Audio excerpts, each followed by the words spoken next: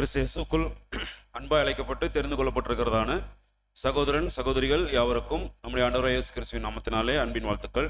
தேவனுடைய கிருபை, அவருடைய இரக்கம், அவருடைய அன்பு நம்முடைய இருதயங்களில் காணப்படுகிறதான பிரயாசங்கள் இதுதான் பார்க்கிறோம். நம்ம மாதம் ஒரு முறை எசேக்கியேல் தீர்க்க தரிசன புத்தகத்தின் அதிகாரங்கள் வசனங்கள் வாரியாக தியானிக்க கிருபை பெற்ற ஜனங்களாக இருக்கிறோம். ஸோ அதற்காக மீண்டுமாக நம்முடைய இருதயத்தின் ஆழத்தில் இருந்து நம்முடைய ஆண்டவராகிய இயேசு கிறிஸ்து மூலமாக நம்முடைய பிதாவாகிய தேவனுக்கு நன்றிகளை எடுத்துக்கொண்டு இன்றைக்குரிய பகுதிக்குள்ளாக கடந்து போகலாம். தேவனுடைய கிருபையினால 22ஆம் அதிகாரத்தில் 4 பாடங்கள் நம்ம பார்த்துட்டோம். இன்னைக்கு 5வது பாடத்திற்குள்ளாக நம்ம கடந்து போக இருக்கிறோம். பார்த்து கொண்டிருப்பது யூதாவினுடைய நியாய தீர்ப்பு. ஸோ எதற்கு ஒப்புமையாக நம்ம பார்த்துட்டு வரோம் அப்படின்னா, கிறிஸ்துவ மண்டலத்துக்கு வந்து கொண்டிருக்கிற இனி வரப்போகிற நியாய தீர்ப்புக்கு அடையாளமாக பொருளாக நாம் பார்த்து கொண்டு இருக்கிறோம். ஏன் ஜட்ஜ்மெண்ட் ஆஃப் யூதா அப்படின்னு பேர் வரணும், ஜட்ஜ்மெண்ட் ஆஃப் இஸ்ரேல்னு ஏன் பேர் வரல? நம்ம ஆரம்பத்தில் இந்த கேள்வி நம்ம கேட்டோம். ஏன் ஜட்ஜ்மெண்ட் ஆஃப் இஸ்ரேல் அப்படின்னு வரலைன்னா, 10 கோத்திரங்கள் என்ன பண்ணிட்டாங்க, நெபுகத்நேச்சர் வரும்போது இல்லை, அதுக்கு முன்னாடியே அசிரியர் என்ன பண்ணிட்டாங்க, கேப்சர் பண்ணிட்டாங்க.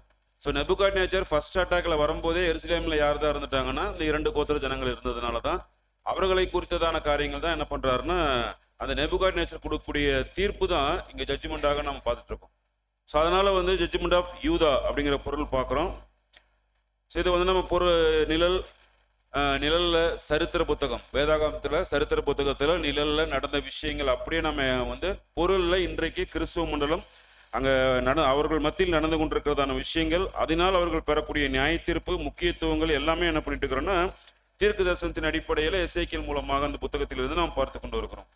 ஸோ 22ஆம் அதிகாரத்தில் அப்படி எப்படி ஆரம்பிச்சாங்க அப்படின்னா, எருசலேமை குறித்து பார்க்கும் பொழுது ரத்தம் சிந்தின நகரம் இல்லைங்களா? ஸோ அந்த ரத்தம் சிந்தின நகரத்துக்கு அநேக காரியங்கள், அநேக மூகாந்திரங்கள் பார்த்தோம். ஸோ அதற்கு பொருளாக கூட நம்ம பார்க்கும்போது கிறிஸ்துவ மண்டலம் மகா பாபிலோன், மகா வேசி, ரத்தம் சிந்தின நகரமாக அங்கே பொருளில் பார்த்தோம். ஸோ இந்த ஒரு ரத்தம் சிந்தின காரியத்திற்காக அவர்கள் மேல் தேவன் கொண்டு வரக்கூடிய நியாய தீர்ப்பு எப்படிப்பட்ட நியாய தீர்ப்பாக இருக்குது நம்ம கடந்த முறை பார்க்கும் பொழுது ஒரு கம்பேரிசன் கொடுத்தாங்க. ஒரு மெட்டல் அங்கே மெல்டிங் டெம்பரேச்சரில் அந்த ஒரு உருகக்கூடிய ஒரு சூழலை குறித்து தேவன் உதாரணமாக புரிந்து கொள்வதற்காக அந்த டெம்பரேச்சரும் தேவனுடைய உக்கர கோபமும் அளவு அங்கே காட்டப்பட்டதை நம்ம கூட கடந்த முறை நம்ம தியானம் கொடுத்தோம். ஏன்னா ஜனங்க களிம்பாக போயிட்டாங்க.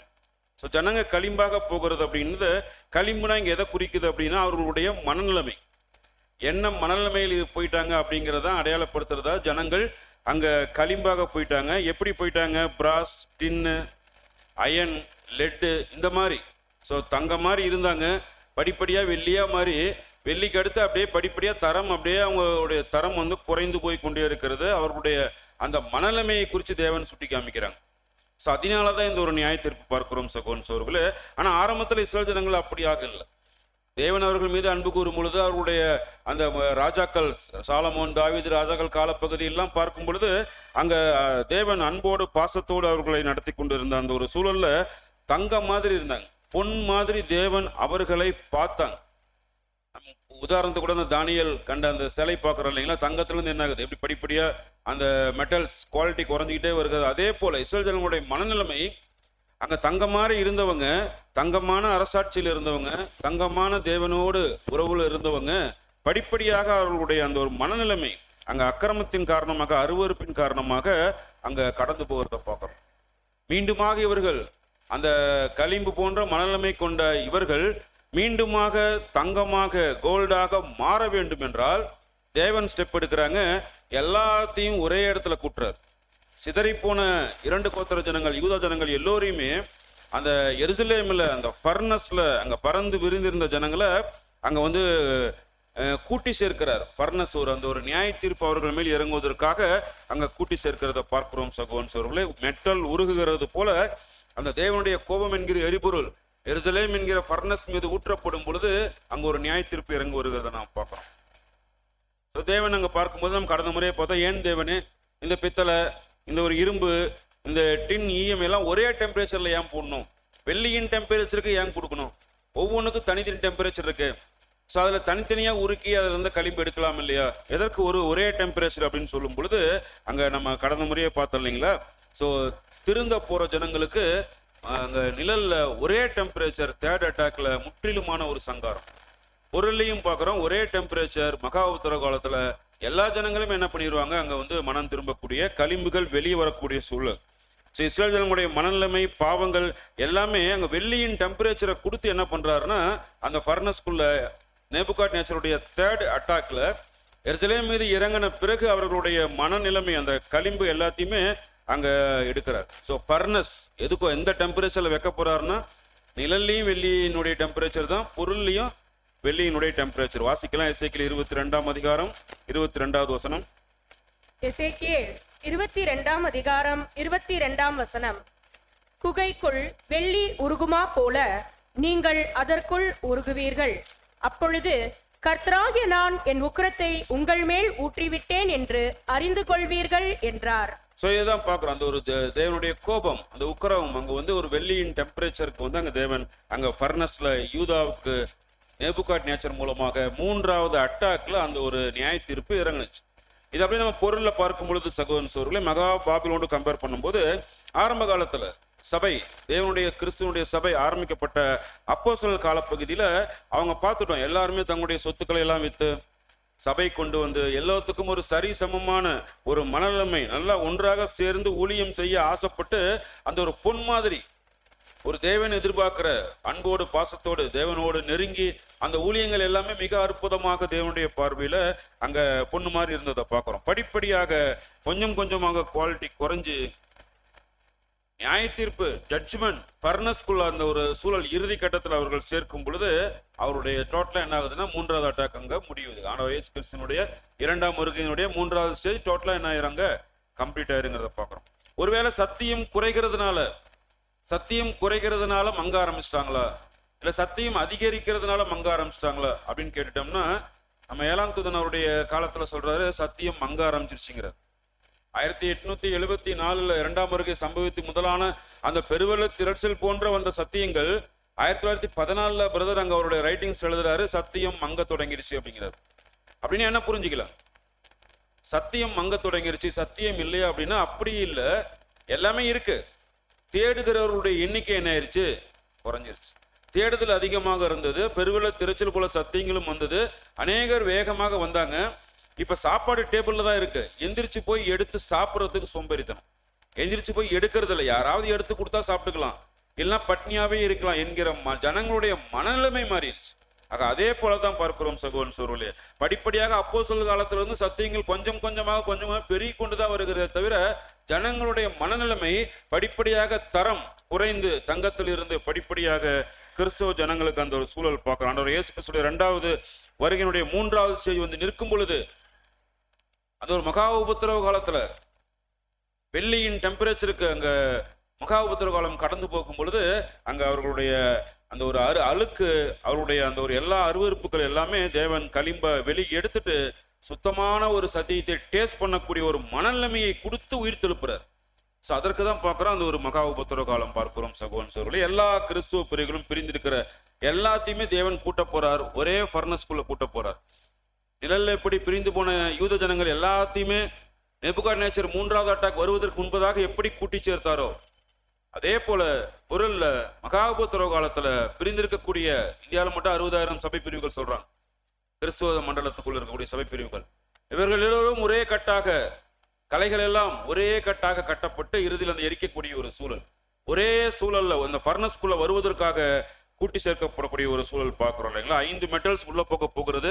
ஆனா மகா உபத்திரவ காலத்தினுடைய பொருள்ல, மகா உபத்திரவ காலம் யாருக்கு, பொருள்ல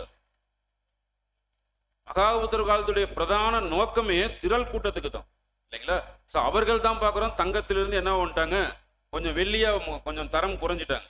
அவர்கள் இருக்கக்கூடிய களிம்பை எடுத்து அவர்கள் வந்து மேலே வந்து ஒரு தோல்வி வாய்ப்புக்குள்ள அவங்க கடந்து போகணும்னா அவர்களுக்கு வெள்ளியினுடைய டெம்பரேச்சர் கொடுக்கணும். ஸோ நோக்கம் திரள் கூட்டம். அதே டைம்ல அவருடைய டிவைன் பிளான் என்ன ஆகுதுன்னா, படிப்படியாக ஒட்டுமொத்த உலக ஜனங்கள், கிறிஸ்துவ ஜனங்கள் எல்லாருமே என்ன பண்ணிடுறாங்கன்னா அந்த ஒரு ஃபர்னஸ்குள்ள கூட்டி சேர்க்கப்படுகிறார்கள். களிம்பு இந்த பூமியை விட்டு மகா உபத்திரவ காலத்துல வெளியேற தேவன் எடுக்கிற ப்ராசஸ் இது பார்க்கிறோம் சகோதரன் சகோதரர். சங்கீதம் 119வது சங்கீதம் 119வது வசனம் வாசிக்கலாம். சங்கீதம் 119 வசனம் 119. பூமியில் உள்ள துன்மார்க்கர் யாவரையும் களிம்பை போல அகற்றி விடுகிறீர், ஆகையால் உமது சாட்சிகளில் பிரியப்படுகிறேன். சோ களிம்பு அகற்றப்பட்ட பிறகு மகா உபத்திரவ காலத்துல ஜனங்கள் அந்த ஒரு களிம்பு இல்லாத ஒரு மனநிலைமையோட அங்க என்ன பண்ணுவாங்கன்னா எழுந்து வர போறாங்க. இதுதான் நம்ம கடந்த முறை பார்த்த காரியங்களாக இருக்கு. இன்றைக்கு 5வது வகுப்பாக எசேக்கியேல் 22ஆம் அதிகாரத்துல பார்க்கும்போது இன்னொரு கோணத்துல தேவன் எசேக்கியேல்ட்ட ஆரம்பிக்கிறாங்க. வாசிக்கலாம். எசேக்கியேல் 22ஆம் அதிகாரம் 23, 24 வசனங்கள் வாசிக்கலாம். எசேக்கியேல் 22ஆம் அதிகாரம் வசனங்கள் 23 மற்றும் 24. கர்த்தருடைய வார்த்தை எனக்கு உண்டாகி அவர், மனுபுத்திரனே, நீ தேசத்தை பார்த்து, நீ சுத்தம் பண்ணப்படாத தேசம், கோபத்தின் காலத்தில் மழை பெய்யாத தேசம் என்று அதற்கு சொல்லு. சோ மிகப்பெரிய தீர்க்கதரிசி எசேக்கியேல். ஆனா மீண்டும் மீண்டுமாக தேவன் அந்த வார்த்தையை அவருக்கும் நினைப்பூட்டுகிறார். அதே நேரத்துல எசேக்கியேல் வகுப்பாராகிய நமக்கும் நினைப்பூட்டுகிறார். மனுபுத்திரனே, மனுஷங்கிறத என்ன பண்ணிடாத, மறந்துடாத. அநேக தீர்க்க தரிசனங்கள் தெரிஞ்சதுனாலே ஒரு பெரிய ஒரு தீர்க்க தரிசின்னு நினைச்சிடாத. நீ மனிதனாக மாற முயற்சி கொண்டிருக்கிறாய் அப்படிங்கிற விஷயங்கள் மறக்க கூடாதுங்கிறத அந்த வார்த்தை அடிக்கடி பயன்படுத்தப்படுகிறது. மனுபுத்திரனே, நீ தேசத்தை பார்த்து, இது சுத்தம் பண்ணப்படாத தேசம், கோபத்தின் காலத்தில் மழையே பெய்யாத தேசம் என்று அங்க அர்த்தம் சொல்லுவதுக்கு அர்த்தம் வேற அவர் எசேக்கியேல் அங்க சொல்ல வேண்டியதா இருக்குது. பாக்குறோம் சகோதரர். இன்னும் களிம்பு எடுக்கப்பட்டாச்சா?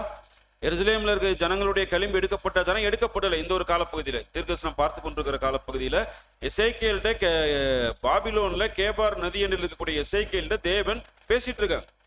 இன்னும் சத்தியங்கள் எங்க போகலன்னா மூப்பர்கள் முன்னாடி கேட்டு இருக்காங்களே தவிர அந்த சத்தியம் எருசலேமுக்கு போகல.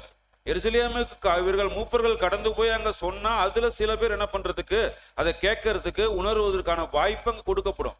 அதன் பிறகுதான் 3வது அட்டாக் இல்லைங்களா?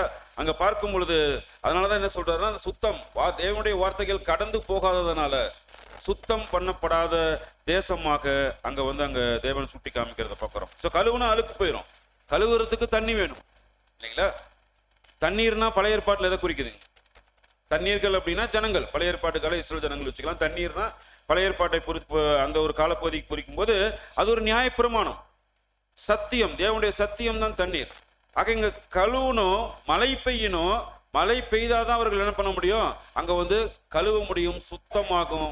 இப்ப இருக்கிற கண்டிஷன்ல சுத்தமாகாத தேசம், மழை பெய்யாத தேசம். என்னன்னு சொன்னாலும் மழை வேண்டாம் என்று சொல்லுகிற தேசம். அவர்கள் மழை எங்களுக்கு வேண்டாம்னு தான் சொன்னாங்க.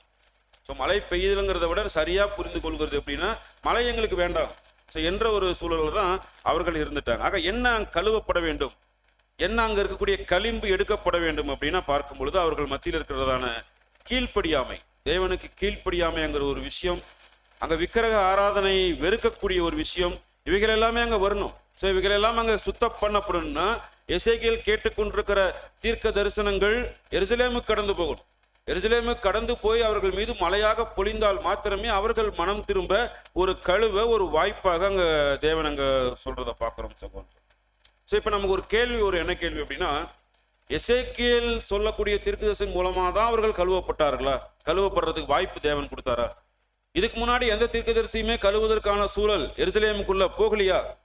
தேவனுடைய வார்த்தைகள் அவர்களுக்கு அங்க இதுக்கு முன்னாடி அவர்கள் சுத்தம் பண்ண, மழை பெய்ய அங்க ஒரு சூழல் தேவன் அனுமதி கொடுக்கலையானா அநேக தீர்க்கதரிசிகள், வேதத்தில் வரக்கூடிய எல்லா தீர்க்கதரிசிகளுமே எருசலேமுக்குள்ள போனாங்க, சுத்தம் பண்ண முயற்சித்தாங்க, தேவனுடைய வார்த்தைகளை, தேவனுடைய திட்டத்தை சொல்ல ஆரம்பிச்சாங்க, மழை பெய்ய விரும்பிட்டாங்க. ஆனா ஜனங்கள் பார்க்கும்போது சகோதரன் சோர்களே அங்க அந்த ஒரு சூழல் அவர்கள் ஒப்பு கொடுக்காத ஒரு சூழல போயிட்டாங்க. எசேக்கியேல்ல இருந்து மல்கியா வரைக்கும் எல்லா தீர்க்கதரிசிகளுமே எதுக்கு தான் போயிட்டாங்க அப்படின்னா பார்க்கும் பொழுது இஸ்ரவேல் ஜனங்களை சுத்தம் பண்ண தேவனுடைய வார்த்தைகளை அந்த தண்ணீர் என்கிற நியாயப்பிரமாணத்தை கொண்டு கழுவதான் போனார்கள். ஆனா அநேக முறை தேவன் இவர்கள் சுத்தமாக முயற்சி எடுத்தாலும் கூட அந்த அவருடைய கோபத்தை வைத்து, கோபத்தை காமிச்சு முயற்சி கொடுக்கிறார். இப்ப எப்படி இறுதியில் ஒரு நியாய தீர்ப்பு முற்றிலும் சங்காரமாக போறார்களோ நேபுகாத்நேச்சருடைய 3வது அட்டாக்ல, இப்படியாக முற்காலத்தில் நடக்கல. ஆனா அழிவுகள் தேவன் கொடுத்தாங்க, சில ஆபத்துக்களை கொடுத்து. எதற்காகனா அவர்கள் மனம் திரும்ப வாய்ப்பு தேவன் அங்க பலமுறை முயற்சி எடுத்தாலும் கூட அங்க என்ன பண்ணலன்னா அவர்கள் திருந்தாத ஒரு தேசமாக, சுத்தம் பண்ணப்படாத ஒரு தேசமாகத்தான் அது கடந்து போச்சு. அவருடைய கோபம் என்கிற எரிபொருளை ஊற்றி எரிக்கக்கூடிய சூழல். இப்ப எசேக்கியேல் 22ஆம் அதிகாரம் 21வது வசனம் வாசிக்கலாம். எசேக்கியேல் 22ஆம் அதிகாரம் 21ஆம் வசனம். நான் உங்களை கூட்டி என் கோபமாகிய அக்கினியை உங்கள் மேல் ஊதுவேன், அதற்குள்ளே நீங்கள் உருகுவீர்கள். அந்த ஒரு சூழல் சுத்தம் பண்ணப்படாமல் இருக்கிறதுனால மழையே பெய்யப்படாத தேசமாக இருக்கிறதுனால இப்ப இறுதி அங்க ஒரு அழிவு, அதற்குள்ளாக உருகக்கூடிய அங்க ஒரு வெள்ளியின் டெம்பரேச்சருக்கு தேவன் கொண்டு போய் அங்க விட போறாங்க. ஸோ இஸ்ரேல் ஜனங்கள் இதுக்கு முன்னாடி எத்தனையோ முறை அவர் அவருடைய அழுக்கை எடுக்க அவர் முயற்சித்து அநேக காரியங்கள் அங்க நிறைய கஷ்டப்படுத்தி இருக்கிறார். நிறைய சோதனைக்குள்ள இஸ்ரேல் ஜனங்களை தேவன் அங்க கொண்டு போயிருக்கிறாங்க. ஆனா அவர்கள் மீது எந்த மழையுமே பொழியல. என்ன காரணம்னா வேண்டான்னு சொல்லிட்டாங்க. ஸோ சில விஷயங்கள் அங்க பார்க்கும் பொழுது தேவனுடைய கோபம் அவர்கள் மேல் இறங்கின சில காரியங்களை பார்க்கும் பொழுது ஏசாயா 9ஆம் அதிகாரம் 12வது வசனம் வாசிக்கலாம். ஏசாயா 9ஆம் அதிகாரம் 12ஆம் வசனம். முற்புறத்தில் சீரியரும் பிற்புறத்தில் பெலிஸ்தரும் வந்து இஸ்ரவேலை திறந்த வாயால் பட்சிப்பார்கள். இவை எல்லாவற்றிலும் அவருடைய கோபம் ஆறாமல் இன்னும் அவருடைய கை நீட்டினபடியே இருக்கிறது. அவருடைய கை நீட்டினபடியே கோபம் ஏன் ஆறாமல் இருக்குதுன்னா, எவ்வளவு கோபம் காமிச்சாலும் என்ன பண்ண மாட்டேங்கிறாங்க, அவரிடத்துல ஒரு மனம் திரும்புதலே இல்லை. கழுவதற்குண்டான முயற்சிகள் தேவன் அநேக முறை எடுக்கும் பொழுது தேவனோடு ஒப்புரவாகி நெருங்கக்கூடிய இல்லாம விலகி போகக்கூடிய கண்டிஷன்ல இருந்துட்டாங்க. அநேக முறை தேவன் அங்க அவங்க கொடுத்துட்டாங்க. முற்புறத்துல சீரியர், பிற்புறத்துல பெலிசியர், அநேக சுற்றிருக்கக்கூடிய எல்லா நாடுகளும் அவர்களுக்கு எதிராக ஒரு சூழல் தேவன் உருவாக்கி கொடுக்கும் பொழுது விதைச்சி பயிர் வளர்ந்து தானியங்கள் முத்தி பயிர் அந்த முதிர்தாகும் பொழுது பக்கத்து தேசத்துல இருந்து எடுத்துட்டு போயிடுவாங்க. ஒரு பட்டினி, ஒரு பஞ்சத்தை உண்டாக்குவாங்க. அப்ப கூட அவங்க என்ன பண்ணல, தேவனிடத்துல நெருங்கி சேரவில்லை. ஏசாயா பதிவு செய்றார் 9ஆம் அதிகாரம் 13ஆம் வசனம் வாசிக்கலாம். ஏசாயா 9ஆம் அதிகாரம் 13ஆம் வசனம். ஜனங்கள் தங்களை அடிக்கிறவரிடத்தில் திரும்பாமலும் சேனைகளின் கர்த்தரை தேடாமலும் இருக்கிறார்கள். அநேக முறை தேவன் முயற்சி எடுத்தாலும் கூட அவர்களுடைய அழுக்கை எடுக்க, அவரிடத்திலிருந்து அருவருப்புகளை எடுத்து கூட சுத்தமாக தேவனோடு நெருங்க அநேக முயற்சிகள் அங்க சில நியாய தீர்ப்புகள் மூலமாக, சில சோதனைகள் மூலமாக கொடுக்கும் பொழுது அவங்க தேவனிடத்துல, அதாவது அடிக்கிற அந்த ஒரு சோதனை கொடுக்கிறவரிடத்துல திரும்பாமல் அவரை தேடாமல் இருந்துட்டாங்க. கோபத்தை வாங்கிக்கிட்டாங்க, தேவன்றிருந்து கோபத்தை வாங்கிக்கிட்டாங்க. ஆனா தேவன்றிருந்து மழையை பெற்றுக்கொள்ள அவர்களுக்கு விருப்பம் இல்லை. ஸோ ஏன் விருப்பம் இல்லை, ஏன் விருப்பம் இல்லை என்று பார்க்கும் பொழுது கூட இன்னும் சில விஷயங்கள் நம்ம பழைய ஏற்பாட்டில் பார்த்துட்டோம்னா, மழையை வேண்டாம்னு அவங்க சொல்லிட்டாங்க. அதான் மழை பெய்யாத தேசம் இங்க தேவன் அங்க எசேக்கியேல் சொல்றதை பார்க்கிறோம். ஆகாஷ் ராஜா அவரை குறித்து பார்க்கும் பொழுது 2 நாளாகமம் 28ஆம் அதிகாரம் 22வது வசனம் வாசிக்கலாம். 2 நாளாகமம் 28ஆம் அதிகாரம் 22ஆம் வசனம். தான் நெருக்கப்படுகிற காலத்திலும் கர்த்தருக்கு விரோதமாய் அந்த ஆகாஸ் என்னும் ராஜா துரோகம் பண்ணிக்கொண்டே இருந்தான். மழை பெய்யாத தேசம், சுத்தமாகாத தேசம், அங்க நெருக்கப்படுவது ஏன் அவங்க உணரல. ஒரு நெருக்கம் வரும் பொழுது தேவனிடத்துல போக வேண்டும் என்கிற எண்ணம் வரல. தேவனுடைய ஸ்தானம் அந்த ராஜாக்களுக்கு வரக்கூடிய இடம். தேவனுடைய ஸ்தானத்தை ராஜாக்களுக்கு தேவன் கொடுக்கும் பொழுது அவருடைய கண்ட்ரோல்ல இருக்கக்கூடிய ராஜாக்கள் ஒரு நெருக்கம் வரும் பொழுது தேவனிடத்துல போகாம கர்த்தருக்கு விரோதமாக இன்னும் அங்க என்ன பண்ணிட்டான் ஆகாஷ் ராஜா, துரோகம் அதிகமாக பண்ணிட்டே இருக்கான். தேவன் திருந்த வாய்ப்பு கொடுக்கிறார், மனம் திரும்ப வாய்ப்பு கொடுக்கிறார். நீ செஞ்ச தப்புக்கோசரம் தான் இந்த ஒரு நெருக்கம், உணர்ந்து கீழ்ப்படிந்து அறிக்கையிட்டு கீழ்ப்படிந்தீனா அந்த நெருக்கத்தை எடுத்துறேன் அப்படின்னு சொல்லும் பொழுது கூட அவர்கள் அங்க நெருக்கப்படுகிற காலத்துல கூட ஆகாஷ் ராஜா கர்த்தருக்கு விரோதமாக தொடர்ந்து அவர்கள் துரோகம் பண்ணி கொண்டு இருக்கிறத பாக்குறோம் இல்லைங்களா. சோ நல்லா இருக்கிறோம், நாங்க தேவன் எங்களை கஷ்டப்படுத்துறார், அநேக வேதனைகளை சோதனைகளை கொடுக்கிறார், அவர் பக்கத்துல போறதுக்கு எங்களுக்கு பயமா இருக்குன்னு விலகி இருந்து அவர்களுடைய வாயின் வார்த்தைகள் எவ்வளவு மோசமான, எவ்வளவு ஒரு அந்த ஒரு சிந்தனை இருக்குதுன்னா நம்ம அடிக்கடி தியானிச்ச வசன பகுதிகள் மீண்டும் வாசிக்கலாம். எரேமியா 44ஆம் அதிகாரம் 17-18 வசனங்கள் வாசிக்கலாம். எரேமியா 44ஆம் அதிகாரம் 17 மற்றும் 18 வசனங்கள். எங்கள் வாயிலிருந்து புறப்பட்ட எல்லா வார்த்தையின்படியையும் நாங்கள் செய்து வானராக்கினிக்கு தூபம் காட்டி அவளுக்கு பான பலிகளை வார்ப்போம். நாங்களும் எங்கள் பிதாக்களும் எங்கள் ராஜாக்களும் எங்கள் பிரபுக்களும் யூதா பட்டணங்களிலும் எருசலேமின் வீதிகளிலும் செய்தது போலவே செய்வோம். அப்பொழுது நாங்கள் அப்பத்தினால் திருப்தியாகி ஒரு பொல்லாப்பையும் காணாமல் வாழ்ந்திருந்தோம். இதுக்கு முன்னாடி எங்களுடைய முற்பிதாக்கள், எங்களுடைய ராஜாக்கள், எங்களுடைய அதிபதிகள், எங்களுடைய பிரபுக்கள் எவ்வளவு சந்தோஷமா இருந்தாங்க. வானராக்கினிக்கு பணியாரம் சுட்டு அதை நாங்க செய்யும் பொழுது திருப்தியா இருந்தோம், எந்த குறையும் எங்கள்கிட்ட இல்லை அப்படின்ட்டு இந்த எரேமியாவுடைய வார்த்தைகளுக்கு அவ பேசிக்கொண்டு இருக்கும் பொழுது தேவனிடத்துல மனம் திரும்புங்கள்னு சொல்லும் பொழுது வானராக்கினிக்கு நாங்க பணியாரம் சுட்டா நாங்க சந்தோஷமா இருக்கிறோம் அப்படின்னு சொல்லிட்டு அடுத்த ஒரு வார்த்தை சொல்றாங்க, வாசிங்க. நாங்கள் வானராக்கினிக்கு தூபம் காட்டாமலும் அவளுக்கு பான பலிகளை வார்க்காமலும் போனது முதற்கொண்டு எல்லாம் எங்களுக்கு குறைவுபட்டது, பட்டயத்தாலும் பஞ்சத்தாலும் அழிந்து போனோம். சோ பார்க்கிறோம் சகோதரன் சொல்ல, அந்த வானராக்கனைக்கு நாங்க எப்ப தூபம் காட்டினோமோ அது வரைக்கும் எங்களுக்கு எந்த ஒரு பிரச்சனையும் இல்லை, எதுலையுமே குறைவே இல்லை, ஒரு பொல்லாப்பையும் காணோம் எங்களிடத்துல. இப்ப நீங்க சொல்ற மாதிரி நாங்க வானராக்கனைக்கு தூபம் காட்டாம யெகோவா என்கிற நாமம் கொண்ட தேவன் பக்கத்துல நாங்க வரும் பொழுது சோதனை, வேதனை, வலி அதிகமா இருக்குது. இப்படியாக அவர்கள் புலம்புகிறதாக எரேமியா தீர்க்கதரிசி பதிவு செய்யறத பார்க்கிறோம். அநேக நேரங்கள்ல ரோமன் கத்தோலிக் பெயர் சபைகள் மத்தியிலிருந்து நம்ம இந்த ஒரு வாய்ப்புக்குள்ள வந்திருந்தாலும் கூட சில நேரங்கள்ல சபையில் நடக்கக்கூடிய சில பிரச்சனைகள் காரணமாக சில சகோதரர்கள் சொல்லுவதுண்டு, அங்க இருக்கும்போது நிம்மதியா இருந்தேன், அங்க இருக்கும்போது எவ்வளவு சந்தோஷமா இருந்தீங்களா பிரதர், இங்க வந்து அந்த நிம்மதியா போயிடுச்சு. இது எதற்கொத்த வார்த்தை அப்படின்னா, வானராக்கனைக்கு தூபம் காட்டுற வரை நாங்கள் திருப்தியா இருந்தோம், இப்ப தேவன்ட்டு வரை வந்து நிற்கும் பொழுது எங்களுக்கு என்ன ஆயிடுச்சு, ஒரு குறைவு எங்களிடத்துல காணப்பட்டது என்று சொல்கிற மாதிரி ஒரு சூழல் பார்க்கிறோம் சகோன்னு சொல்லி நாம் புரிந்து கொள்ள வேண்டியது அவசியமா இருக்கு. சோ இப்படி வந்து மழை பெய்யாத தேசமாக, தேவன் எவ்வளவு முயற்சி எடுத்தும் சுத்தமாகாத தேசமாக இருக்கிற இந்த எருசலேம் இருக்கக்கூடிய அந்த யூத ஜனங்களுக்கு வானராக்கனின் மேல் இவ்வளோ ஒரு அசைக்க முடியாத நம்பிக்கை ஏன் வந்தது? யார் மூலமாக இந்த எருசலேம் குடிகள், யூத ஜனங்கள் இவ்வளோ அற்புதங்கள், அடையாளங்கள், வழிநடத்துதல்கள் தேவன் அநேக தீர்க்கதரிசிகள் மூலமாக செய்திருந்தாலும் கூட அவர்கள் இந்த வானராக்கினைக்கு தூபம் காட்டக்கூடிய ஒரு நம்பிக்கை, ஒரு முரட்டு விசுவாசம், எங்களுக்கு இதுலதான் திருப்தியா இருக்கு, குறைவே இல்லை என்று சொல்கிற அளவுக்கு அவர்கள் போயிருக்கிறாங்கன்னா யார் இதற்கு காரணம்னா தேவன் எசேக்கியேல்ட்ட சொல்றார், 3 வகுப்பாரை அங்க சுட்டி காட்டுகிறத பார்க்கிறோம் சகோன் சொல்ல. தேவன் வைக்கிற இடத்துல ஒரு கல்லை வைத்து கும்பிடுகிற கல் நெஞ்சக்காரர்கள் இந்த யூதர்கள். அதே போல இன்றைக்கு நம்ம இடத்துல அநேக காரியங்கள் அங்க இருக்கிறத நம்ம பார்க்கிறோம் சகோன் சோர்களே.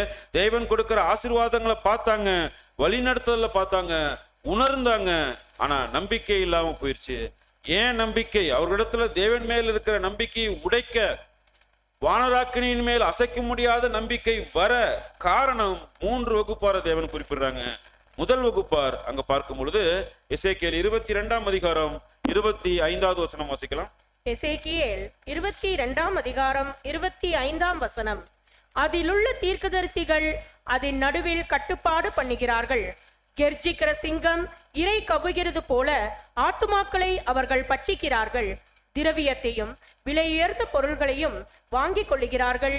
அதன் நடுவில் அநேகரை விதவைகளாக்குகிறார்கள். வானராக்கினின் மீது அசைக்க முடியாத நம்பிக்கை யூத ஜனங்களுக்கு வருவதற்கு முதல் வகுப்பார், முதல் காரணம் யார் அப்படின்னா தீர்க்கதரிசிகள். சோ கள்ள தீர்க்கதரிசிகளுக்கு எச்சரிக்கையா இருங்கள் நம்ம புதிய ஏற்பாட்டுல அங்க நம்ம வாசிக்கிறோம் இல்லைங்களா?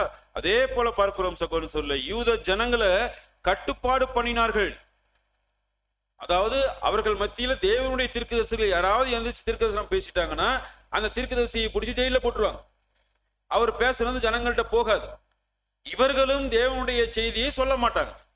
இவர்கள் என்ன சொல்லுகிறார்களோ அதுதான் அப்படியாக ஜனங்களை ஒரு கட்டுப்படுத்தி கட்டுப்பாடாக அங்க வச்சிருக்கிறாங்க.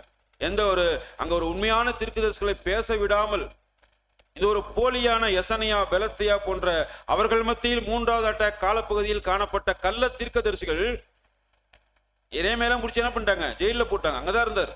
பிடிச்ச அவரை வந்து ஜெயில போட்டு இவர்கள் என்ன சொல்லுகிறார்களோ, சோ கள்ள தீர்க்கதரிசிகளுக்கு எச்சரிக்கை இல்லாம என்ன பண்ணிட்டாங்கன்னா அவர்கள் மாட்டிக்கிட்டாங்க. அது மாத்திரமல்ல, அநேக ஆத்துமாக்களை கர்ச்சிக்கிற சிங்கம் இரை கவுகிறது போல இந்த தீர்க்கதரிசிகள் அவங்க இடத்துல அந்த பட்சித்து போட்டு அவரிடத்துல கூடிய திரவியங்கள், விலை உயர்ந்த பொருட்கள் எல்லாத்தையும் வாங்கிட்டு யூத ஜனங்கள் மத்தியில் இருக்கக்கூடிய அநேகரை விதவையாக்குகிறார்கள்.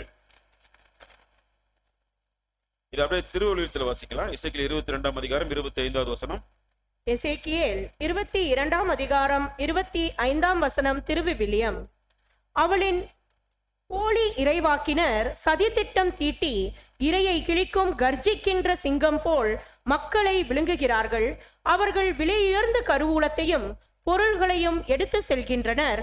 கைம்பெண்களை நகரிடையே மிகுதியாக்குகின்றனர். சதி திட்டம் போடுறாங்க தீர்க்கதரிசிகள். தேவனிடத்துல ஜனங்களை கொண்டு போய் சேர்க்கக்கூடிய வேலை, தேவனுடைய திட்டங்களை ஜனங்களுக்கு சொல்லுகிற வேலை. ஆனா என்ன பண்ணிட்டாங்க, அங்க ஒரு சதி திட்டம் தீட்டி கட்டுப்பாடு பண்ணி அந்த இரையை கிழிக்கிற கர்ஜிக்கிற சிங்கம் போல ஜனங்களை பட்சித்து எல்லாத்தையும் உருவிட்டு விட்டதை பார்க்கிறோம் சகோதரன். ஆனா இந்த இடத்துல பார்க்கும் பொழுது அநேகரை விதவையாக்கி இருக்கிறார்கள் அப்படின்னா இதற்கு நேரடியாக நம்ம என்ன பண்ண முடியாதுன்னா வசனங்கள் இல்லை, நேரடியாக புரிந்து கொள்ள முடியாது. ஒரு குடும்பத்தில் போய் கணவனை கொன்று விட்டு மனைவியை விதையாக்குகிறார்கள் அப்படியாக நம்ம எடுத்துக்கொள்ள முடியாது. அப்படியாக நடக்கல. ஆக எப்படி புரிந்து கொள்ள வேண்டியதா இருக்கு? அவர்கள் மத்தியில அங்க ஒரு அநேகர் விதவைகள் அவங்க கொண்டு போயிட்டாங்க அப்படின்னா, இப்ப தேவனுடைய தீர்க்கதரிசி அங்க இருந்தா என்ன சொல்லுவாரு?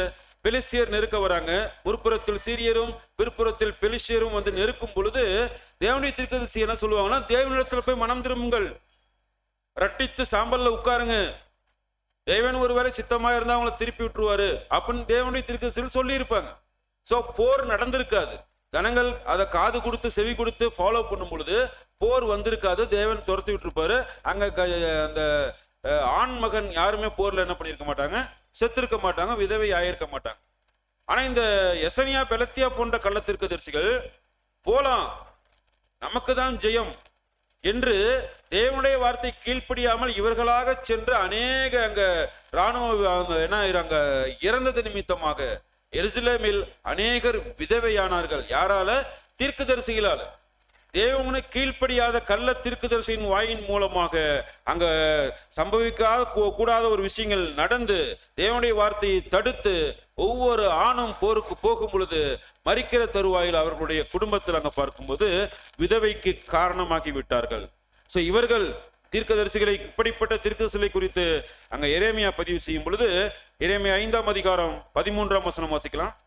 எரேமியா 5ஆம் அதிகாரம் 13ஆம் வசனம்.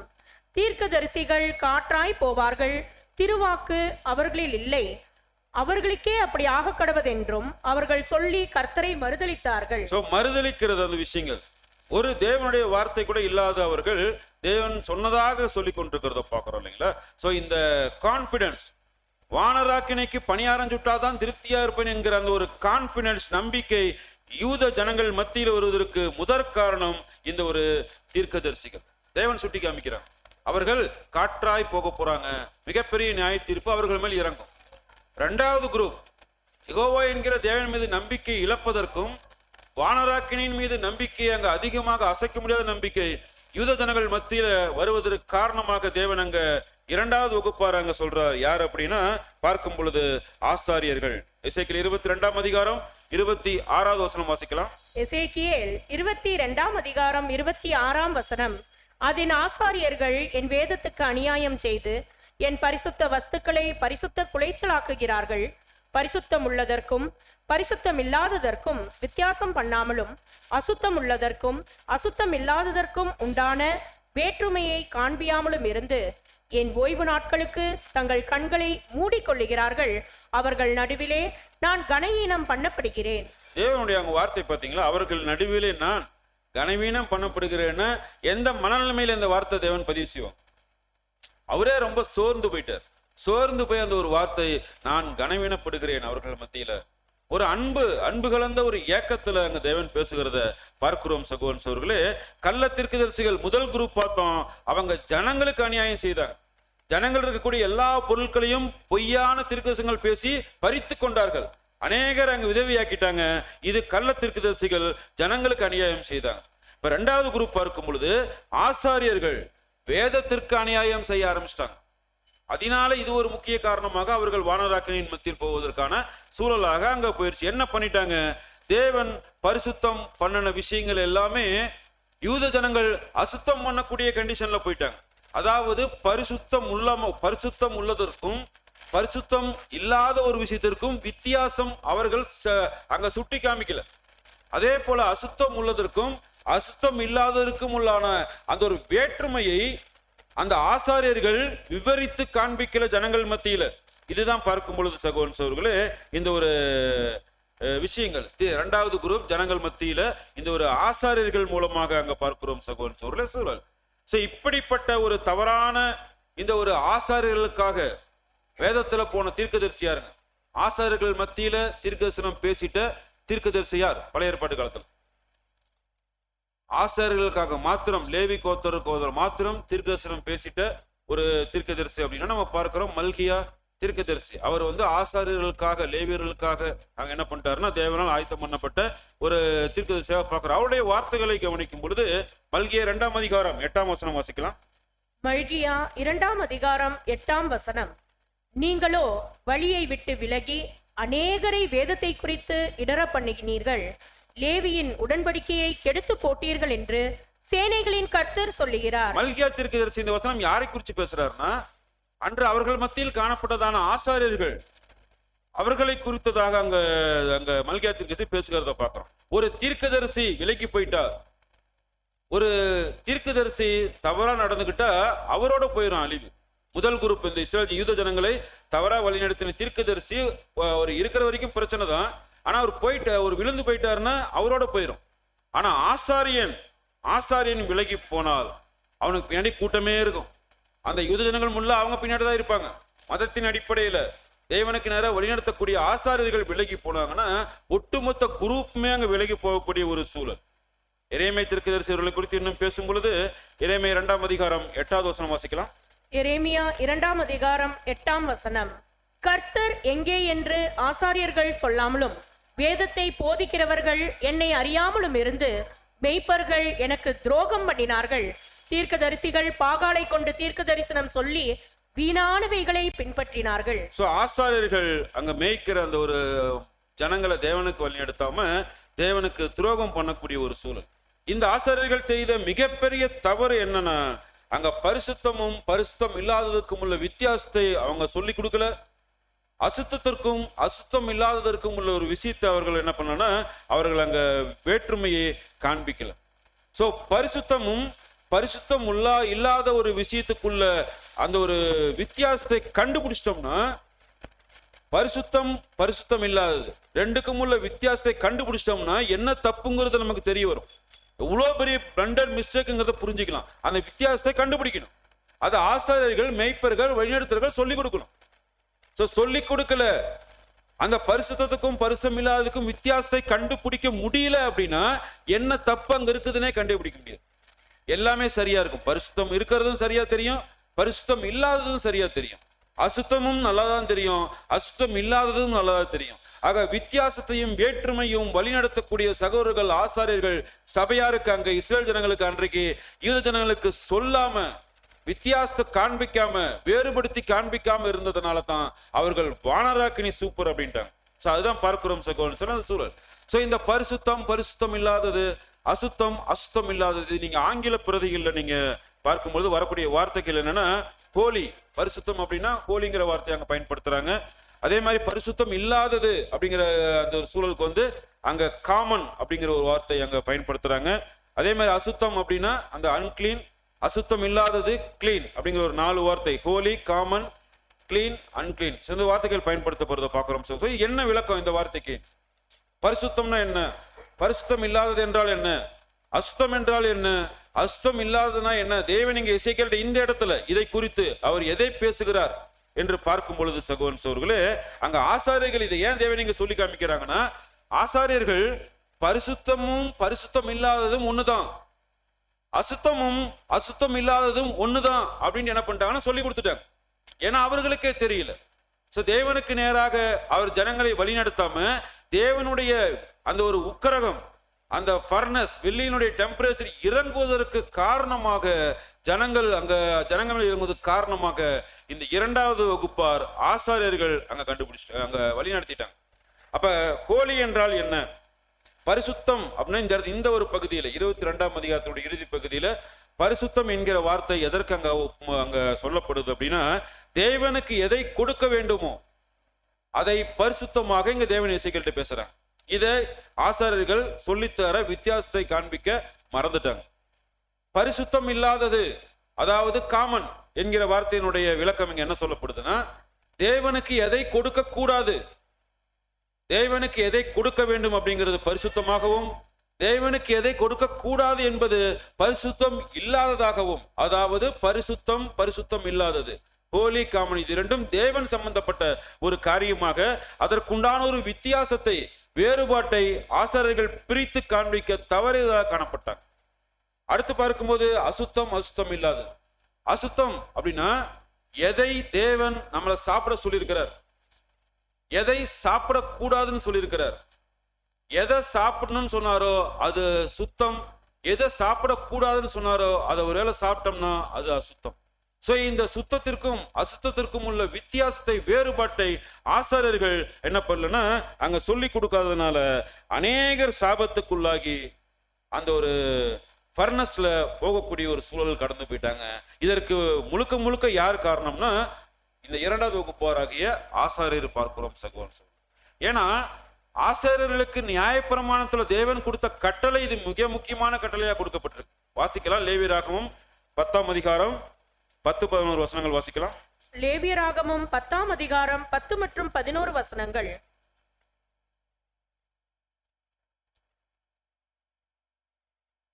பரிசுத்தம் உள்ளதற்கும் பரிசுத்தம் இல்லாததற்கும், தீட்டுள்ளதற்கும் தீட்டில்லாததற்கும் வித்தியாசம் பண்ணும்படிக்கும் கர்த்தர் மோசேயை கொண்டு இஸ்ரவேல் புத்திரருக்கு சொன்ன சகல பிரமாணங்களையும் அவர்களுக்கு போதிக்கும்படிக்கும் இது உங்கள் தலைமுறை தோறும் நித்திய கட்டளையாய் இருக்கும் என்றார். பாருங்க, கர்த்தர் மோசே மூலம் போதிக்கப்பட்ட அந்த நியாயப்பிரமாண போதனைகள் இருக்கக்கூடிய இந்த முக்கியமான விஷயங்கள், எது பரிசுத்தம், எது பரிசுத்தம் இல்லாதது, எது தீட்டு, எது தீட்டில்லாது என்கிற அந்த விஷயத்தினுடைய வித்தியாசத்தை ஆசாரியர்கள் அதை கிரகித்து இஸ்ரேல் ஜனங்களிடத்துல சொல்லி இருக்கணும். இது லேவியருக்கு அங்க பேசுறது, நீங்க என்ன பண்ணிருக்கணும், உங்களுடைய இது தலைமுறை தோறும் நித்திய கட்டளை, இதை நீங்க செய்தே ஆகணும், வித்தியாசத்தை காண்பித்தே ஆக வேண்டும் ஆசாரியர்கள். சோ நியாயப்பிரமாணத்தில் கொடுக்கப்பட்ட கட்டளை பார்க்கிறோம். அதே போல அசுத்தம் இல்லாததுக்கும் தேவன் அங்க கட்டளை கொடுக்குறாங்க. லேவியராகமம் 20ஆவது அதிகாரம் 25-26 வாசிக்கலாம். லேவியராகமம் 20ஆம் அதிகாரம் 25 மற்றும் 26 வசனங்கள். ஆகையால் சுத்தமான மிருகங்களுக்கும் அசுத்தமான மிருகங்களுக்கும், சுத்தமான பறவைகளுக்கும் அசுத்தமான பறவைகளுக்கும் நீங்கள் வித்தியாசம் பண்ணி, நான் உங்களுக்கு தீட்டாக என்ன சொல்லி விளக்கின மிருகங்களாலும் பறவைகளாலும் தரையிலே ஊறுகிற யாதொரு பிராணிகளாலும் உங்களை அருவருப்பாக்காதிருப்பீர்களாக. கர்த்தராகிய நான் பரிசுத்தராய் இருக்கிறபடியினாலே நீங்களும் எனக்கேற்ற பரிசுத்தவான்களாய் இருப்பீர்களாக. நீங்கள் என்னுடையவர்களாய் இருக்கும்படிக்கு உங்களை மற்ற ஜனங்களை விட்டு பிரித்தெடுத்தேன். சோ இந்த கட்டளைகள்லாம் தேவன் கொடுக்கறதுக்கு என்ன காரணம் அப்படின்னா அன்புதான். அன்பின் மூலமாக தான் எனக்காக தேர்ந்தெடுக்கப்பட்ட உலகத்தில் இந்த பெக்குலியர் பீப்புள், யூத ஜனங்கள், இஸ்ரேல் ஜனங்கள், அவர்கள் ஒரு நேர்மையான வாழ்க்கை வாழ, எனக்கு கீழ்ப்படிந்து சகல ஆசீர்வாதங்களை பெற்றுக்கொள்ள இந்த கட்டளைகள் எல்லாம் கொடுக்கிறார். ஆசாரியர்கள் கொடுத்து ஆசாரியர்கள் மூலமாக இது ஜனங்களுக்கு போய் ஜனங்கள் பரிசுத்தம் உள்ளதாக இருக்க, தேவனுக்கு எதை கொடுக்க வேண்டுமோ அதை மாத்திரம் கொடுத்து, தேவனுக்கு எதை கொடுக்க கூடாதோ அதை கொடுக்காமல் இருந்து, தேவன் எதை சாப்பிடுன்னு சொல்றாரோ அதை மாத்திரம் சாப்பிட்டு, தேவன் எதை சாப்பிடக்கூடாது என்று சொல்லியிருக்காரோ அவையெல்லாம் தவிர்த்து இப்படிப்பட்ட ஒரு பரிசுத்தமுள்ள வாழ்க்கை வாழ்வதற்காக தேவன் அவருடைய அன்பை என்ன பண்றாரு, நாங்க எக்ஸ்பிரஸ் பண்றாரு. நீங்கள் என்னுடையவர்களாக இருக்க வேண்டும் என்பதற்காக ஒட்டுமொத்த உலக ஜனங்களிலிருந்து உங்களை நான் தனி ஜாதியாக பிரித்தெடுத்து, இப்படிப்பட்ட ஞானமுள்ள ஜாதி எதுன்னு கேட்கிறார். உலகத்துல வேற ஏதாவது ஜாதி இருக்கா? இவ்வளவு தேவனால் ஆசீர்வதிக்கப்பட்ட ஜாதி வேற ஏதாவது இருக்கா? ஆனா ஒட்டுமொத்த ஒரு நாடே ஒரு கடவுளை மாற்றியதாக சரித்திரமே கிடையாது, யூத ஜனங்களை தவிர. எந்த நாடுமே இதுக்கு முன்னாடி இருந்த தேவன் எங்களுக்கு வேற தேவன், இப்ப இருக்கிறது வேற தேவன் அறிக்கை வந்ததே கிடையாது. யூத ஜனங்கள் மாத்திரம் இவ்வளவு ஆசீர்வாதங்களை பெற்றுக்கொண்டு கூட அவர்கள் வானராக்கினைக்கு தூபம் காட்டுறது எங்களுக்கு பிடிச்சிருக்கு. இவர் எப்ப போதாலும் திட்டுறாரு, இதை செய்ய அதை செய்யணும் கட்டளை கொடுத்துட்டே இருக்கிறாரு. எங்களுக்கு குறைவுபட்டு போகிறோம், நாங்கள் வானராக்கினைக்கு பணியாரம் சுட்டா திருப்தியா இருக்கிறோம், சந்தோஷமாக இருக்கிறோம்ட்டு அவர்கள் சொல்லிக் கொண்டிருக்கிறத பார்க்கிறோம் சகோதரன் சகோதரிகளே. ஆக இங்க பார்க்கும் பொழுது அந்த ஒரு சூழல் அங்க ஓய்வு நாளை கொடுக்கிறார். ஓய்வு நாளை குறித்து பார்க்கும்பொழுது கூட அதுலயும் நீங்க அசுத்தமானதான் சாப்பிடுறீங்க, பரிசுத்தம் இல்லாத காரியங்களை தான் செய்றீங்க, வித்தியாசம் வேறுபாடு உங்களுக்கு தெரியல, சொல்லிக் கொடுக்கப்படவில்லை ஆசாரியர்கள் அப்படின்ட்டு தேவன் சுட்டி காமிக்கிறத போங்க. எசேக்கியேல் 20ஆம் அதிகாரத்துல ஒரு வசனம் தியானிச்சோம், மீண்டும் வாசிக்கலாம். எசேக்கியேல் 20ஆம் அதிகாரம் 12வது வசனம். எசேக்கியேல் 20ஆம் அதிகாரம் 12ஆம் வசனம். நான் தங்களை பரிசுத்தம் பண்ணுகிற கர்த்தர் என்று அவர்கள் அறியும்படிக்கு எனக்கும் அவர்களுக்கும் அடையாளமாய் இருப்பதற்கான என் ஓய்வு நாட்களையும் அவர்களுக்கு கட்டளையிட்டேன். ஓய்வு நாள் பரிசுத்தமாக இருப்பதற்காக கொடுக்கப்பட்ட ஓய்வு நாள்.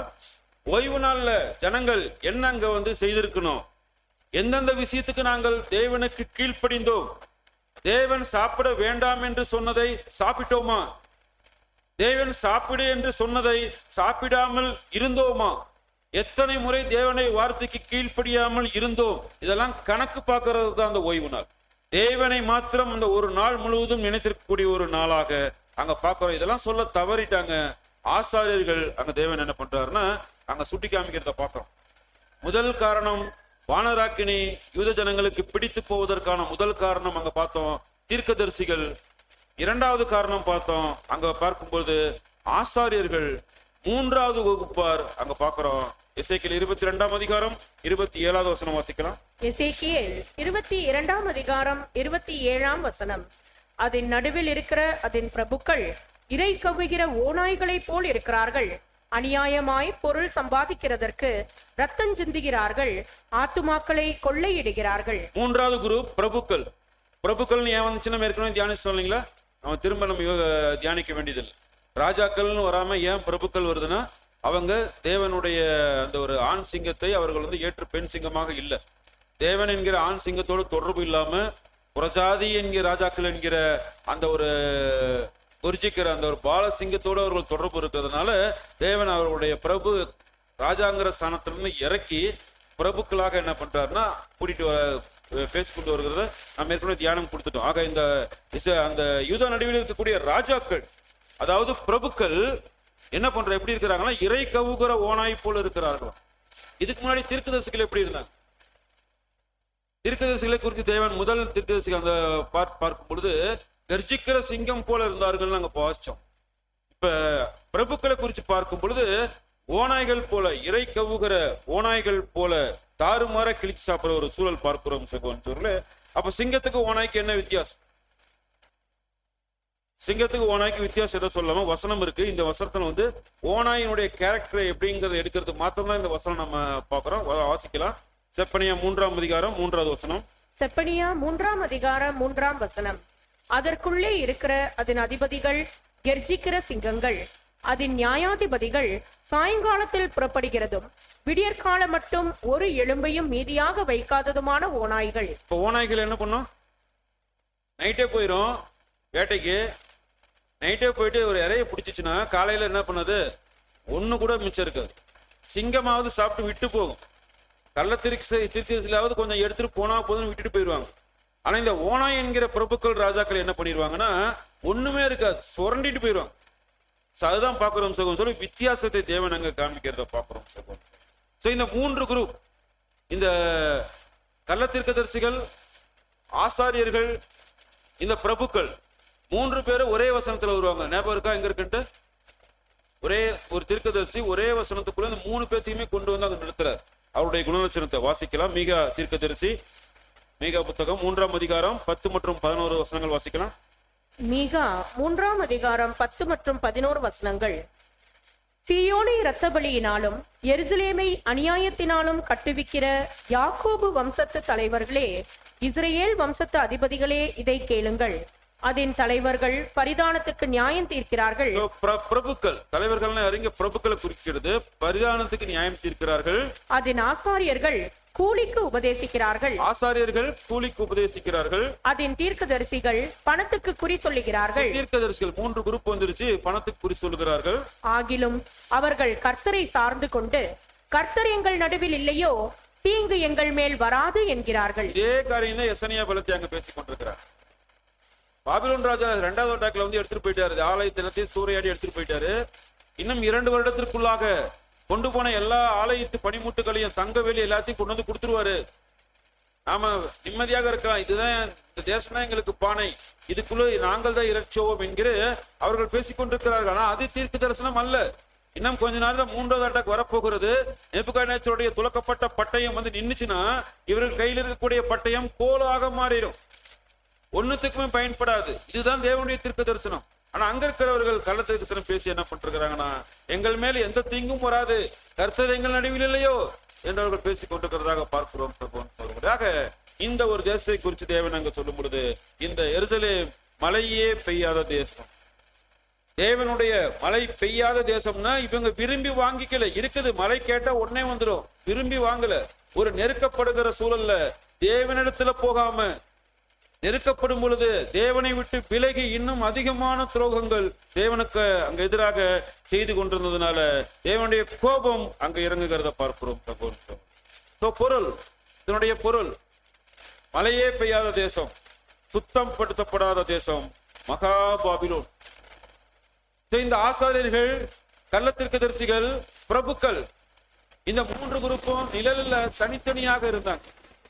ஆனா பொருள்ல இந்த கிறிஸ்துவ மண்டலத்துக்குள்ள ஒவ்வொரு போதகருமே அந்த சபையினுடைய அங்க தலைவர்கள் எல்லாருமே இந்த 3 கேரக்டருமே எல்லாத்திலுமே இருக்கு.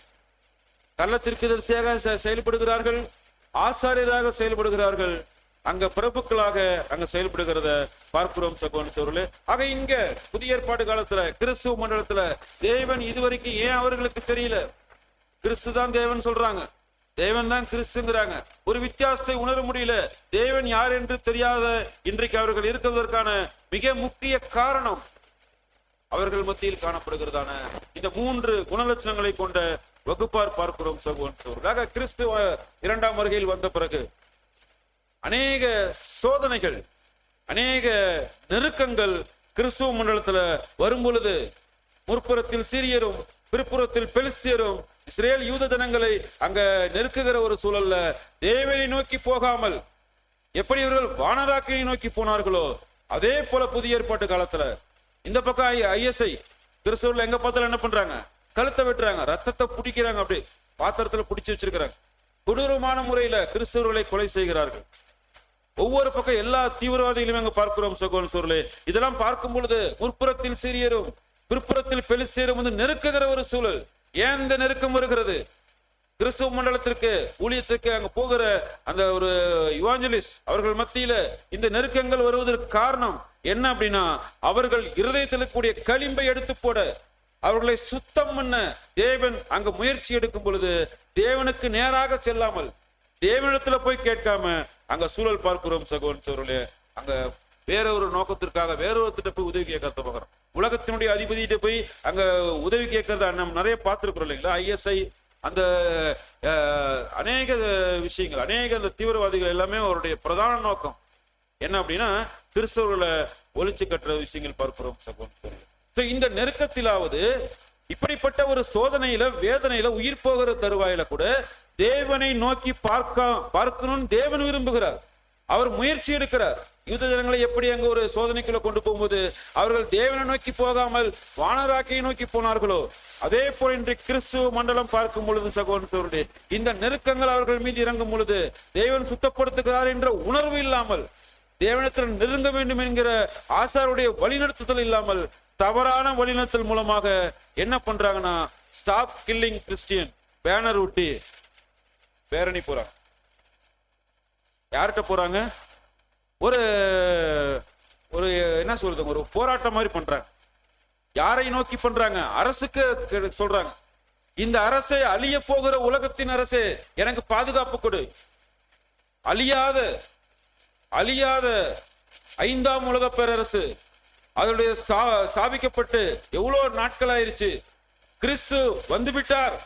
அவருடைய ராஜ்யம் எருசலேம்ல 1878 ஸ்தாபிக்கப்பட்டு இன்று அது பரவி விரிந்து காணப்படுகிற சூழல். அவரிடத்துல போக வேண்டும் என்கிற எண்ணம் இல்லாமல் யாரை நோக்கி போயிட்டாங்க? நெருக்கத்துல யூத ஜனங்கள் வானராக்கினை நோக்கி போகிறது போல பொருள்ல இப்படிப்பட்ட ஒரு நெருக்கத்துல கிறிஸ்துவ மண்டலம் போய்கொண்டிருக்கிறது. அழிகிற இந்த அரசியல் இந்த உலகத்தை நோக்கி அவர்களுடைய பாதுகாப்பை நோக்கி போய்கொண்டிருக்கிறத பார்க்கிறோம் சகோதரர்களே. தேவனிடத்துல கேட்க வேண்டும் என்று தெரியவில்லை, புரியல, அங்க போகணுங்கிற விஷயமே தெரியல. ஏன்னா இந்த 3 குணலட்சணங்கள் கொண்ட 3 பேருடைய குணலட்சணங்களை கொண்ட அவர்கள் மத்தியில் காணப்படுகிறதான அவர்களை வழி நடத்துகிறவர்கள் பார்க்கிறோம் சகோதரர். தேவனிடத்துல கேட்க வேண்டும் என்கிற எண்ணமே இல்லை. ஆனா மீட்டிங் எப்படி போடுறாங்க? கிறிஸ்து பாதுகாக்கிறார், இயேசு பாதுகாக்கிறார், பெரிய பெரிய பேனர் வைக்கிறாங்க இல்லைங்களா? அந்த மீட்டிங் போட்ட ஆபத்து தடுத்துட முடியுமா? அந்த மீட்டிங் யாருக்கு போடுறாங்கன்னு தெரியல. கிறிஸ்துவுக்கு போடுறாங்களா, பிதாவுக்கு போடுறாங்களா, 2 பேரும் சேர்ந்து போடுறாங்களா, இருவர் ஒருவர் மூவர் ஒருவர் போடுறாங்களா? அநேக கன்ஃபியூஸ், குழப்பம், பாபேல் குழப்பம், பாபிலோன் அதுக்கு பேரே குழப்பம், குழப்பத்தினுடைய அமைப்பு. சரியான விஷயங்கள் அங்க இல்ல பார்க்கிறோம் சகோதரர்களே. ஆக போலியான இந்த ஒரு போதகர்களை குறித்து செப்பனியா தீர்க்கதரிசி பதிவு செய்யும் பொழுது செப்பனியா 3ஆம் அதிகாரம் 2வது வசனம் வாசிக்கலாம். செப்பனியா 3ஆம் அதிகாரம் 2ஆம் வசனம். அது சத்தத்துக்கு செவி கொடுக்கவில்லை, அது கடிந்து கொள்ளுதலை ஏற்றுக்கொள்ளவில்லை, அது கர்த்தரை நம்பவில்லை, அது தன் தேவனிடத்தில் சேரவில்லை. பாருங்க, ஏன் அப்படின்னா, ஏன் தேவனிடத்துல சேரல? ஏன் கர்த்தரை அந்த கிறிஸ்துவ மண்டலம் ஏற்றுக்கொள்ளவில்லை? ஏன் தேவனுடைய சத்தத்துக்கு செவி கொடுக்கவில்லை? தேவன் நெருக்கும் பொழுது ஏன் தேவன் நோக்கி போகவில்லை அப்படின்னா, அதற்குள்ள இருக்கக்கூடிய அதிபதிகள் கர்ஜிக்கிற சிங்கங்கள், அதன் நியாயாதிபதிகள் சாயங்காலத்தில் புறப்படுகிறதும் விடியற் காலத்தில் ஒரு எலும்பையும் மீதி வைக்காத ஓநாய்கள் மத்தியில் காணப்படுகிறதுனால தேவனிடத்துல போக வேண்டும் என்கிற எண்ணமே உருவாகாமல் உலக ராஜ்யத்தின் பாதுகாப்பை தேடி அங்க போய் கொண்டிருக்கிறத பார்க்கிறோம் சகோதரர். ஏன் அப்படின்னா, இவர்களுடைய அந்த ஒரு கான்பிடன்ஸ் இவங்களுக்கு ஜனங்களுக்கு வருவதற்கு காரணம் இவங்க கொடுக்கக்கூடிய வார்த்தைகள், போதகமார்கள் கொடுக்கக்கூடிய வார்த்தைகள். அந்த அவங்களுக்கு என்ன ஆயிடுச்சுன்னா ஒரு கான்பிடன்ஸ் பார்க்கிறோம் சகோதரர்களே. நீங்க அப்படியே பைபிள் கையில வச்சு என்னென்ன வார்த்தைகள் நீங்க யூடியூப்லவே பாத்தீங்கன்னா பார்க்கவே முடியாது, சகிக்க முடியாத அளவுக்கு இந்த ஒரு பிரபுக்கள், கள்ளத்திற்கு ஆசாரியர்கள், இந்த 3 பேரை கொண்ட குணலட்சணங்கள் கொண்ட அந்த ஒரு வழிநடத்தக்கூடிய கிறிஸ்துவ காணப்படக்கூடிய சகோதரர்கள் அந்த திங்கம் போல, ஓனை போல, அப்படியே ஆடுதல் போத்திய ஓனை போல அநேக வீடியோக்கள்.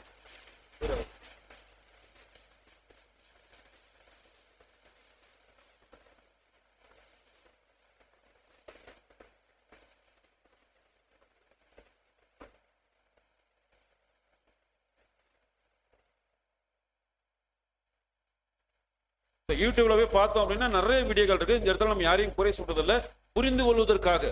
அந்த ஒரு ஓநாய் சிங்கம் அதனுடைய அந்த இறை பட்சுகிற அந்த ஒரு குணம் எப்படி மென்மையாக அப்படியே காட்டப்படுகிறத பாருங்க. இவர் பார்த்துருக்கிறீங்களா? வாய்ஸ் வராதாங்க?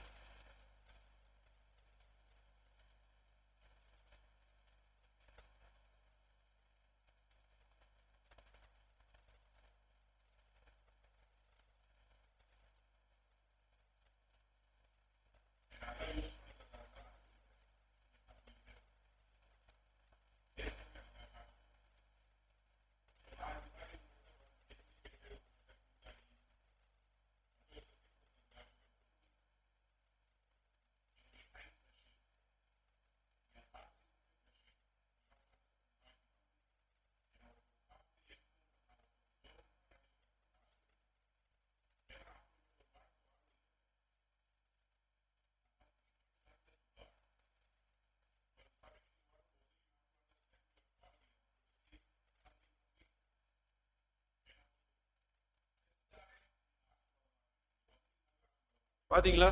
ஓநாய்கள் இவரை பார்த்தாவே என்ன ஆயிருமா?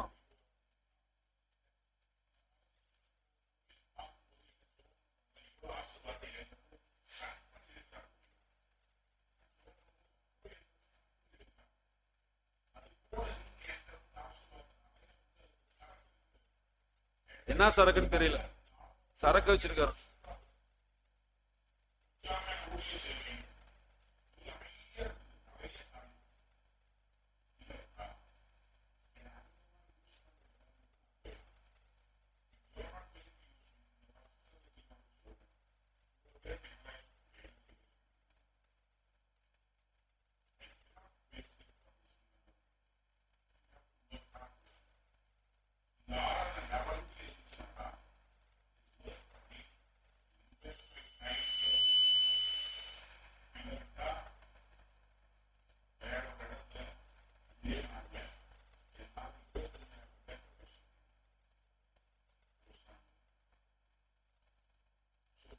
இதுல ஏதாவது தேவனுடைய வார்த்தைகள் இருக்கா?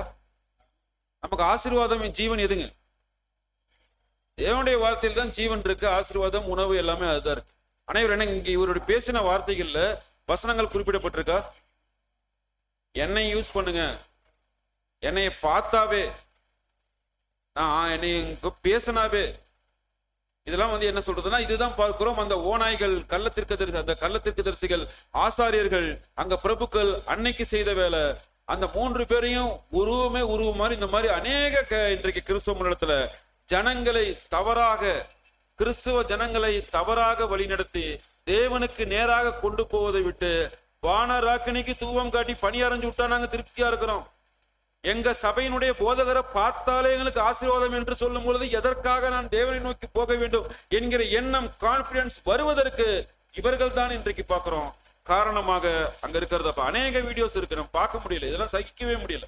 நம்ம யாரையும் குறை சொல்ல, புரிந்து கொள்வதற்காக இப்படிப்பட்ட சூழல் யூத ஜனங்கள் மத்தியில் நடந்த எசனியா பெலத்தியா செய்த அதே காரியங்கள் இன்று கிறிஸ்துவ மதத்தின் மத்தியில அப்படிப்பட்ட எசனியா பெலத்தியா போன்ற அநேகர் அங்க இருக்கிறத பார்க்கிறோம் சகோதரன் சகோதரிகளே. மத்தேயு 23ஆம் அதிகாரம் 14வது வசனம் வாசிக்கலாம். மத்தேயு 23ஆம் அதிகாரம் 14ஆம் வசனம். மாயக்காரராகிய வேத பாரகரே, பரிசேயரே, உங்களுக்கு ஐயோ! பார்வைக்காக நீண்ட ஜெபம் பண்ணி விதவைகளின் வீடுகளை பட்சித்து போடுகிறீர்கள். இது நிமித்தம் அதிக ஆக்கினையை அடைவீர்கள். அதிக ஆக்கினை யாருக்கு அப்படின்னா, இந்த 3 குணலட்சணங்கள் கொண்ட கிறிஸ்துவ மண்டலத்துல வழிநடத்துவர்களுக்கு வரப்போகுதுங்கிறத பார்க்கிறோம் சகோதரன் சோர்களே. அவருடைய போதனையில பார்க்கும் பொழுது ஏன் கிறிஸ்து பிதா மறைக்கப்பட்டு சுயம் பேசப்படுகிறது கவனிக்கணும், ஜனங்கள் உணரணும். இதில் எங்க சத்தியம் இருக்கு? ஜோடி வசனத்தை எடுத்து ஏன் செக் பண்ண முடியல? ஒரு விளக்கம் இருக்குதுன்னா அதுக்கு உண்டான ஜோடி வசனம் இருக்கும் இல்லையா? நம்ம ஏசாயால படிக்கிறோம் 34:16, ஒவ்வொன்றுக்கும் ஜோடி வசனம் இருக்கு. அதை எடுத்து அவர்களால் ஏன் என்ன பண்ண முடியல, காண்பிக்க முடியல. ஜனங்கள் இதை என்ன பண்ணுவாங்க, ஏன் மறைக்கிறார்கள்? புருஷர் இல்லாமல் பேசுகிறார்கள். மணவாட்டி வகுப்பார், புருஷன் யாருன்னு தெரியல. அப்ப அவங்க எப்படிப்பட்ட வகுப்பார்? மணவாட்டிக்கு தன்னுடைய கணவன் தெரியலனா அந்த மணவாட்டி யார்? கணவன் யார் என்று தெரியாத மணவாட்டி எப்படி அது சரியான ஒரு மணவாட்டியாக இருக்க முடியும்? மணவாளன் கிறிஸ்து என்று அறியாமல் கிறிஸ்துவும் தேவனும் ஒன்று என்று சொன்னால் இவர்களுக்கு மணவாளன் கிறிஸ்துவா தேவனா? மிகப்பெரிய ஒரு குழப்பம். பாபிலோன் குழப்பத்தின் அமைப்பு அங்க வழிநடத்தவர்கள் அங்க இருக்கிறதுனால சத்தியங்கள் கிறிஸ்து யார் என்று மறைக்கப்படுகிறது. ஏன் மறைக்கப்படுகிறது? என்ன காரணம்? எசனியா பெலத்தியாவுடைய காரணம் பார்த்தோம் இல்லைங்களா? அவர்கள் மிகப்பெரிய பணக்காரர்களாக யூத ஜனங்களுக்கு வட்டி கொடுக்கிற அளவுக்கு உயர்ந்த ஸ்தானத்துல ஜனங்களை எல்லாம் பட்சித்து போட்டு திரவியங்கள் விலையுயர்ந்த பொருட்களையும் பட்சித்து மிகப்பெரிய ஒரு விஷயங்கள் பண்ணாங்க. அதே போல இவர்கள் தேவனிடத்துல கொண்டு சேராம ஜனங்களை இப்படியாக ஒரு கட்டுப்பாட்டுக்குள் வைத்திருப்பதற்கான காரணம் பேதுரு அவங்க பதிவு செய்யறாங்க. 2 பேதுரு 2ஆம் அதிகாரம் 3ஆம் வசனம் வாசிக்கலாம். 2 பேதுரு 2ஆம் அதிகாரம் 3ஆம் வசனம். பொருளாசையுடையவர்களாய் தந்திரமான வார்த்தைகளால் உங்களை தங்களுக்கு ஆதாயமாக வசப்படுத்திக் கொள்ளுவார்கள். பூர்வ காலம் முதல் அவர்களுக்கு விதிக்கப்பட்ட ஆக்கினை அயர்ந்திராது, அவர்களுடைய அழிவு உறங்காது. இப்படிப்பட்ட வழிநடத்தவர்கள் என்னை பார்த்தாலே உனக்கு ஆசீர்வாதம் என்று சொல்லுகிற இப்படிப்பட்ட அந்த ஒரு மாய்மாலக்காரர்கள், இவர்களுடைய நோக்கம் என்னவா இருக்குதுன்னா பொருளாசை. இவருடைய அடுத்த சில வீடியோக்களை நீங்க பார்த்தீங்கன்னா இன்னும் மோசமா இருக்கும். சென்னையில் ஒரு மிகப்பெரிய ஒரு சர்ச்சு கட்டுறதுக்கு எவ்வளோ கோடி செலவாக ஜனங்கள்கிட்ட வசூல் பண்ணிட்டு இருந்தார். மிகப்பெரிய ஒரு விஷயங்கள் பார்க்குறோம் இல்லைங்களா? எல்லா காரணம் என்னன்னா பொருளாசை. தந்திரமான வார்த்தைகளால யூத ஜனங்களை அன்றைக்கு எசனியா பெலத்தியா வசப்படுத்தி கொண்டது போல இன்றைக்கு தந்திரமான வார்த்தைகளால கிறிஸ்துவ மண்டலத்தினுடைய சகோதரன் சகோதரிகளை கிறிஸ்துவனிடத்துக்கு வழி நடத்தாம தங்களுக்கு ஆதாயமாக்கி கொள்ள வசப்படுத்திக் கொள்கிற காரியங்கள், இவர்களுக்கு விதிக்கப்பட்ட ஆக்கினை அயராது, இவர்களுடைய அழிவு உறங்காதுன்னு தேவன் அங்க சொல்லுகிறத பார்க்கிறோம் சகோதரன். பேதுரு தொடர்ந்து சொல்லும் பொழுது கூட 2 பேதுரு 2ஆம் அதிகாரம் 12ஆம் வசனம் வாசிக்கலாம். 2 பேதுரு 2ஆம் அதிகாரம் 12ஆம் வசனம். இவர்களோ பிடிப்பட்டு அழிக்கப்படுவதற்கு உண்டான புத்தியற்ற மிருக ஜீவன்களைப் போல தங்களுக்கு தெரியாதவைகளை தூஷித்து தங்கள் கேட்டிலே கெட்டழிந்து அநீதத்தின் பலனை அடைவார்கள். தேவன் என்ன சொல்றாரோ சொல்லணும். அதுதான் ஆசாரியர்கள் கள்ளத்திற்குதரிசிகள் இவருடைய வேலை. தேவன் என்ன வழிநடத்த சொல்றாரோ அதன் பிரகாரம் வழிநடத்தணும். அதுதான் ராஜாக்களுடைய வேலை. இந்த 3 வேலையும் செய்து கொண்டிருக்கிற கிறிஸ்துவ மண்டலத்தினுடைய தலைவர்கள் அவர்கள் புத்தியற்ற மிருகங்களைப் போல தெரியாத விஷயங்களை அங்க பேசித்து அதோடைய தூசித்து அதனால் உண்டாகக்கூடிய கேட்டில் அவர்கள் அழிவதற்காக அங்க பிடிக்கப்பட்டு அழிக்கப்படுவதற்கு ஏதுவாகத்தான் இன்றைக்கு அவர்கள் காரியங்கள் செய்து கொண்டிருக்கிறார்கள். அநீதியின் பலனை அடைவார்கள். இதற்காகத்தான் கிறிஸ்து அனுப்பப்பட்டாரா? இவர்களுக்காக தான் கிறிஸ்துனுடைய பரிசுத்தமுள்ள சரீரம் கிழிக்கப்பட்டுச்சா? அவருடைய புண்ணிய ரத்தம் சிந்தப்பட்டுச்சா? கிறிஸ்துவ மண்டலத்துக்கு உணராத ஒரு சூழல் இங்க பார்க்கிறோம் சகோதரன் சொல்லு. 3வது அட்டாக் மிக சமீபம். இயேசு கிறிஸ்துனுடைய 3rd ஸ்டேஜ் 2ஆம் வருகையினுடைய அப்போகலிப்சிஸ் மிக சமீபம். இதை சொல்ல வேண்டிய கடமையாட்டு இருக்குங்க நம்ம.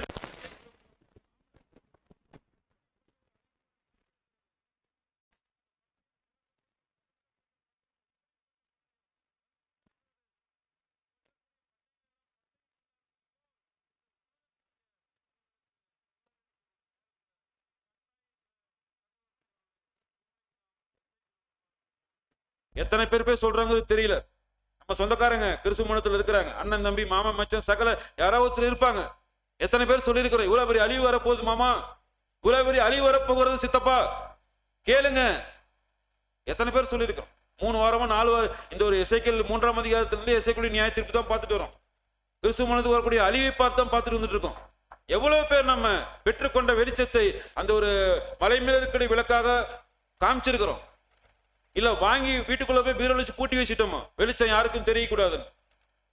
தேவனுக்கு பிரியமுள்ள ஜனங்களாக இருக்க நம்ம பார்க்கணும் சகோதரன் சகோதரர்களே. ஆக ஒருவேளை இவர்கள் கிறிஸ்துவை தெரியாமல் இருந்தால், கிறிஸ்துவ மனத்தில் இருக்கக்கூடிய சகோதரன் சகோதரர்கள் தெரியாமல் இருந்தால், உயிர்த்தெழுந்த ராஜ்யத்தில் வரும் பொழுது தெரிஞ்சுக்குவாங்க. ஆனா இப்ப தெரிகிறோம் என்று, கிறிஸ்துவை சொந்த ரட்சகராக ஏற்றுக்கொண்டிருக்கிறோம், ரட்சிக்கப்பட்டிருக்கிறோம் என்று சொல்லிக்கொண்டு கிறிஸ்துவை யார் என்றே தெரியாமல் வாழ்ந்து கொண்டிருப்பது மிகப்பெரிய ஒரு அழிவுக்குள்ளாக அந்த வெள்ளியின் டெம்பரேச்சர் வைக்கக்கூடிய மகா உபத்திரவ காலத்திற்கு எல்லாரும் போவதற்கு அங்க சூழல் மாறிடுங்கிறத பார்க்கும். ஞாயிற்றுக்கிழமை சர்ச்சுக்கு போறாங்க, என்ன பிரயோஜனம் இருக்கு? 1 மணி நேரம் முழுமையா அதுல கூட அவர்களால் அங்க உட்கார முடியலங்கிறத பாக்குறோம் இல்லைங்களா? என்ன வித்தியாசம்னா, போலிக்கும் காமனுக்கும் வித்தியாசம் தெரியல. பரிசுத்தத்திற்கும் பரிசுத்தம் இல்லாதருக்கும் வித்தியாசத்தை காட்டல அவர்கள் வழிநடத்துகிறவர்கள். அசுத்தத்திற்கும் அங்க அசுத்தம் இல்லாததற்கும் உள்ள வேறுபாட்டை ஆசாரியர்கள் போதகர்கள் கிறிஸ்துவ மதத்துக்கு காண்பிக்கலங்கிறத பார்க்கிறோம் சகோதரன். தேவன் ஹோலி, அந்த ஒரு வார்த்தை பரிசுத்தம் உள்ளது. தேவனுக்கு எதை கொடுக்க வேண்டுமோ அதை கொடுக்க வேண்டும், அதை கொடுக்கவில்லை என்றால் பாவம். தேவனுக்கு எதை கொடுக்க கூடாதோ அதை கொடுக்க கூடாது, அது கொடுத்தால் பாவம்.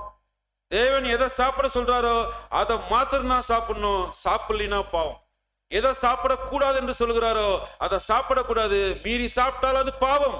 இந்த வித்தியாசத்தின் வேறுபாட்டையும் காண்பிச்சிருக்க வேண்டும் இன்றைக்கு கிறிஸ்துவ மதத்துல. இது இன்றைக்கு நம்ம மத்தியிலே மிகப்பெரிய ஒரு குழப்பமா இருக்கு. வேறறுக்கப்பட்டு, உலகத்திலிருந்து வேறறுக்கப்பட்டு தேவனுடைய சரீரமான சபையாக இருக்கக்கூடிய நம்ம மத்தியிலே இதனுடைய வித்தியாசங்கள் அங்க வேறுபடுத்தி வித்தியாசப்படுத்தி காண்பிக்கிறதுல குறைவு காணப்படுகிறத பார்க்கிறோம் சகோதரன் சகோதரிகளே. ஆக இன்றைக்கு பார்க்கும் பொழுது கூட அங்க புதிய ஏற்பாடுல நம்முடைய ஆண்டவர் இயேசு கிறிஸ்து பதிவு செய்யும் பொழுது மத்தேயு 6ஆம் அதிகாரம் 24ஆம் வசனம் வாசிக்கலாம். மத்தேயு 6ஆம் அதிகாரம் 24ஆம் வசனம். 2 எஜமான்களுக்கு ஊழியம் செய்ய ஒருவனாலும் கூடாது. ஒருவனை பகைத்து ஒருவனை சிநேகிப்பான், அல்லது ஒருவனை பற்றி கொண்டு மற்றவனை அசட்டை பண்ணுவான். தேவனுக்கும் உலக பொருளுக்கும் ஊழியம் செய்ய உங்களால் கூடாது. பார்க்கிறோம் சகோதரன் சொல்லி, தேவனுக்கு எதை கொடுக்க வேண்டுமோ அது பரிசுத்தமானது, அதுதான் ஹோலி அப்படின்னு பாக்குறோம் இல்லைங்களா? ஆக அந்த ஹோலி, தேவனுக்கு எதை கொடுக்க வேண்டுமோ அது பரிசுத்தம் என்றால், தேவனுக்கு கொடுக்க வேண்டிய விஷயம் புரிந்து கொள்வதற்காக நம்முடைய மனது என்று எடுத்துக்கொள்ளலாம். நம்முடைய மனது தேவனுக்கு கொடுக்கணும், அதுதான் அதாவது ஜீவன். நம்முடைய ஜீவன் மனதை எடுத்துக்கிட்டோம்னா அந்த ஜீவ பலி முழுமையாக பரிசுத்தம் உள்ளதாக தேவனுக்கு கொடுக்கணும். இந்த ஜீவனை வேற யாருக்காவது கொடுத்துட்டோம்னா, இது யாருக்கு கொடுக்கணும்? ஜீவன் தேவனுக்கு போகணும். இந்த ஜீவன் தேவனை தவிர வேற யாருக்காவது நம்முடைய ஜீவன் கொடுக்கப்பட்டு சென்றால் அது பாவம். இந்த வித்தியாசம், இந்த வேறுபாடு நமக்கு தெரிஞ்சிருக்க வேண்டியது அவசியமா இருக்குங்கிறத பார்க்கிறோம் சகோதரன் சொல்லி. நம்ம இடத்துல காணப்படக்கூடியதான தாளந்துகள், திறமைகள் இல்லைங்களா, செல்வாக்கு, இந்த ஒரு எல்லா தாளந்துகளுமே ஜீவ பலியாக கொடுத்தால் அது தேவனுக்கு, சத்தியத்துக்காக, சகோதரர்களுக்காக, கிறிஸ்துவுக்காக இந்த ஒரு தாளந்துகள் நாம் செலவு பண்ணோம்னா அது பரிசுத்தம் உள்ளதாக தேவனுடைய பார்வையில் கருதப்படும். இதெல்லாமே நமக்கு நம்ம நிறைய செஞ்சிட்டோம்னா இது என்ன இருங்க, இது நமக்கு, இது ஜீவ பலியா எடுத்துக்க முடியாது. நம்முடைய பலிகள் தேவனுக்கு சத்தியத்தையும் கொடுத்தாதான் அதுக்கு பேர் ஜீவ பலி. நமக்கோ நம்முடைய பிள்ளைகளுக்கோ நம்முடைய குடும்பத்துக்கோ நம்ம சார்ந்தவர்களுக்கோ நம்முடைய தாளந்துகள் செலவு செய்யப்பட்டால் அது ஜீவ பலியாக என்ன பண்ணாது, அங்க எடுத்துக்கொள்ள முடியாது அப்படிங்கிறத பார்க்கிறோம் சகோதரன் சொல்லு. ஆக ஜீவ பலி கொடுக்கும் பொழுது எப்படி இருக்கணும்? பரிசுத்தம் உள்ளவருக்கு எப்படி கொடுக்கணும்? நம்முடைய ஜீவ பலி பரிசுத்தம் உள்ளதாக இருக்கணும். ஒரு பரிசுத்தம் குறைந்தாலுமே அது பாவம், அது ஹோலி என்கிற நிலையிலிருந்து காமன் அப்படிங்கிற ஒரு நிலைக்கு அங்க மாறி இருங்கிறத பார்க்கிறோம் சகோதரன் சகோதரியாக. தேவனுக்கு எதை கொடுக்க வேண்டுமோ அதை கொடுக்கணும். தேவனுக்கு கொடுக்க கூடாதுன்னா அதை கொடுக்க கூடாது. சுத்தமுள்ள மனதோடு கொடுக்கணும். நம்முடைய பலிகள் தேவனுக்கு கொடுக்கும் பொழுது துரோகம் பார்த்தோம் இல்லைங்களா, மனசுல ஒரு சகோதரனை குறிச்சு ஒரு தீ எண்ணம், ஒரு சகோதரியை குறிச்சு ஒரு தவறான எண்ணம் என் மனசுக்குள்ள இருக்கு. இங்க திருச்சி பட்டணத்துல இருக்கக்கூடிய ஒரு சகோதரி குறித்து எனக்கு ஒரு எண்ணத்துல, என்னடா அவங்களாம் என்ன எதுக்கு வராங்கன்னு தெரியல, ஒரு தவறான ஒரு சிந்தனை. புரிந்து கொள்வதற்காக, யார் மேலேயும் எனக்கு வருத்தம் இல்லை, புரிந்து கொள்வதற்காக சொல்றேன். ஒரு சகோதரன் மேல எனக்கு ஒரு வருத்தம், என்னடா இவரு எதுக்குடா வராரு, ஒரு கோபம் எனக்குள்ள இருக்கு. நான் இங்க பலி செலுத்த வந்திருக்கிறேன் அப்படின்னா இது தேவனுடைய பார்வையில் பாவமாக கருதப்படும். எந்த ஒரு சகோதரன் சகோதரி மேல சிறிதளவு கசப்போடு இங்க வந்து உட்கார்ந்தோம்னா அது தேவனுக்கு பிடிக்காததை பலி செலுத்துகிறது பாவமாக கருதப்படும். ஒரு சகோதரன் சகோதரி மேல கருத்து வேறுபாடு, குழப்பம், ஏதாவது ஒரு தவறான சிந்தனை இருந்தா இங்க வர வேண்டியதே, வரதுக்கு ஒரு பிரயோஜனமும் இங்க பிரயோஜனமே இல்லை. வந்ததுனால ஜீவ பலி செலுத்துத கணக்கில் எடுத்துக்கொள்ளப்படாது. எந்த சகோதரன் மேலும் எந்த சகோதரி மேலும் எந்த ஒரு கருத்தும் வேறுபாடு இல்லாமல் வந்து செலுத்துகிற பலிகள் தேவனுக்கு பிடித்த ஹோலியாக அங்க கருதப்படுங்கிறத பார்க்கிறோம். சகோதரன் சொல்லி இத இஸ்ரேல் ஜனங்கள் மிஸ் பண்ணிட்டாங்க. இன்றைக்கு இருக்கக்கூடிய கிறிஸ்துவ மண்டலம் அதை தவறி விட்டு கொண்டிருக்கிறது. இவ்வளவு சத்தியங்கள் பெற்றுக்கொண்ட நாம் இதை தவற விட்டு விடக் கூடாது என்பதற்காகத்தான் பார்க்கிறோம். சகோதரன் சொல்லி இன்றையவைகள் நம்ம மத்தியில் அங்க பகிர்ந்து கொள்ளப்படுகிறதுங்கிறத பார்க்கிறோம். சகோதரன் சொல்லி ஆக எந்த ஒரு மனக்கசப்போடு சகோதரன் சகோதரி மேல சபையார் மேல இங்க வந்து உட்கார்கிறது எந்த ஒரு பிரச்சனை, எந்த ஒரு பிரயோஜனம் இல்லாமல் ஆக்கினைக்கு மாத்திரமே சொந்தமாகும் அந்த ஆத்துமா. மனதில் கரையோடு இங்கு பலி செலுத்தி வந்திருக்கிற யார் மேலையும் இங்க வந்திருந்தீங்கன்னா அவர்கள் மேல் ஆக்கினைக்கு அவர்கள் சொந்தமாவார்கள் தான் எசேக்கியேல் நமக்கு சொல்லுகிற பாடமாக இருக்கு. ஏசாயா 1ஆம் அதிகாரம் 13ஆம் வசனம் வாசிக்கலாம். மத்தேயு 5ஆம் அதிகாரம் 23, 24 வாசிங்க. மத்தேயு 5ஆம் அதிகாரம் 23 மற்றும் 24 வசனங்கள். ஆகையால் நீ பலிபீடத்தின் இடத்தில் உன் காணிக்கையை செலுத்த வந்து உன் பேரில் உன் சகோதரனுக்கு குறை உண்டென்று அங்கே நினைவு கூறுவாயாகில் அங்கேதானே பலிபீடத்தின் முன் உன் காணிக்கையை வைத்துவிட்டு போய் முன்பு உன் சகோதரனுடைய ஒப்புரவாகி பின்பு வந்து உன் காணிக்கையை செலுத்து. யார் மேலா எந்த சகோதரன் சகோதரன் மேல குறை சிறிதளவு நம்முடைய இருதயத்தில் காணப்பட்டு இங்க வந்து உட்கார்ந்து இருந்தோம்னா இந்த பலிகள் தேவனத்துல போய் சேராது. ஆக்கினைக்கு சொந்தமாவோங்கிறத என்ன பண்ணணும், நம்ம இருதயத்தில் நிறுத்துவர்களாக இருக்கணுங்கிறத பார்க்கிறோம். சகோதரன் சகோதரர்களே ஏசாயா 1ஆம் அதிகாரம் 13ஆம் வசனம் வாசிக்கலாம். ஏசாயா 1ஆம் அதிகாரம் 13ஆம் வசனம். இனி வீண் காணிக்கைகளை கொண்டு வர வேண்டாம். பரிசுத்தமுள்ள காணிக்கையில தான் இங்க வந்து செலுத்தலாம். நம்முடைய பலிகள் தேவனுக்கு பிரியமுள்ள பலிகளாக இருந்தா இங்க வந்து செலுத்தலாம். பிரியமில்லாத பலிகளை செலுத்த அப்படின்னா யார் மீதாவது கசப்புகளோடு உட்கார்ந்து இது நேரம் என்கிற ஒரு தாளந்தை நீங்கள் தேவனுக்கு செலவு செய்தால் இது பாவம். இது தேவனுடைய பார்வையில் ஆக்கினை அவருக்கு மேல் இறங்கும் அப்படின்ற எசேக்கியேல் நமக்கு புத்தகம் அங்க எச்சரிப்பதை நாம் பார்க்கிறோம். சகோதரன் சகோதரர்களே ஆக அசுத்த மனதோடு தேவனுக்கு கொடுப்பது வீண் காணிக்கை. அந்த காணிக்கையை கொண்டு வரணும், கொண்டு வர வேண்டாம். அசுத்தமான அந்த ஒரு மனதோடு வந்து உட்கார்ந்து இருக்கிறவர்களை தேவன் சகிக்கவே மாட்டார். பார்க்கிறோம் சகோதரன் சகோதரர்களே ஆக பார்க்கும் பொழுது தாவீது அங்க சொன்னார் இல்லைங்களா, தேவன்ட்ட சுத்தமான நிலைவரமான ஒரு இருதயம். நம்முடைய அனுதின ஜெபங்கள்ல இப்படிப்பட்டதான ஒரு சூழல் அங்க காணப்படணும். ஒருவேளை வழக்கெல்லாம் இல்லாமலாம் இருக்காது. சபைகள் இன்னைக்கு அநேக பிரச்சனைகள், அநேக கருத்து வேறுபாடுகள் கடைசி காலத்துல பிரித்தெடுக்கப்படுவதற்கு சாத்தான் அனுமதி தேவன் கொடுத்திருக்கார். சகோதரர்களுக்குள்ள அநேக பிரச்சனைகள் என்ன பண்ணும், நாம சாத்தானை அறிந்தவர்களாக அவன் யார் என்று தெரிந்தவர்களாக அவன் மேல ஏறி நிக்க சொல்றார் பவுல் இல்லைங்களா. அவன் தலைமையில் ஏறி நில்லுங்க, அவனுடைய தந்திரங்கள் நாம் அறியாதவைகள் அல்லவா, தெரிஞ்சிருக்கிறோம் இல்லையா, பிறகு எப்படி மாற்றோம்.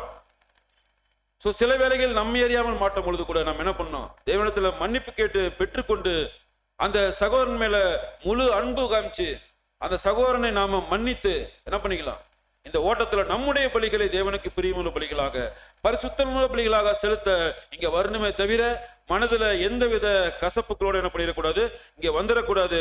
சுத்த இருதயம் நிலைவரமான ஆவி கொடுங்கப்பா என்று கேட்டு பெற்றுக்கொண்டவர்களாக காணப்பட வேண்டியது அவசியமா இருக்கு. ஏசாயா 1ஆம் அதிகாரம் 14, 15 வாசிங்க.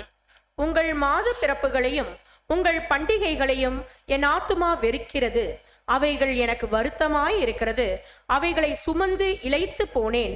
நீங்கள் உங்கள் கைகளை விரித்தாலும் என் கண்களை உங்களை விட்டு மறைக்கிறேன்.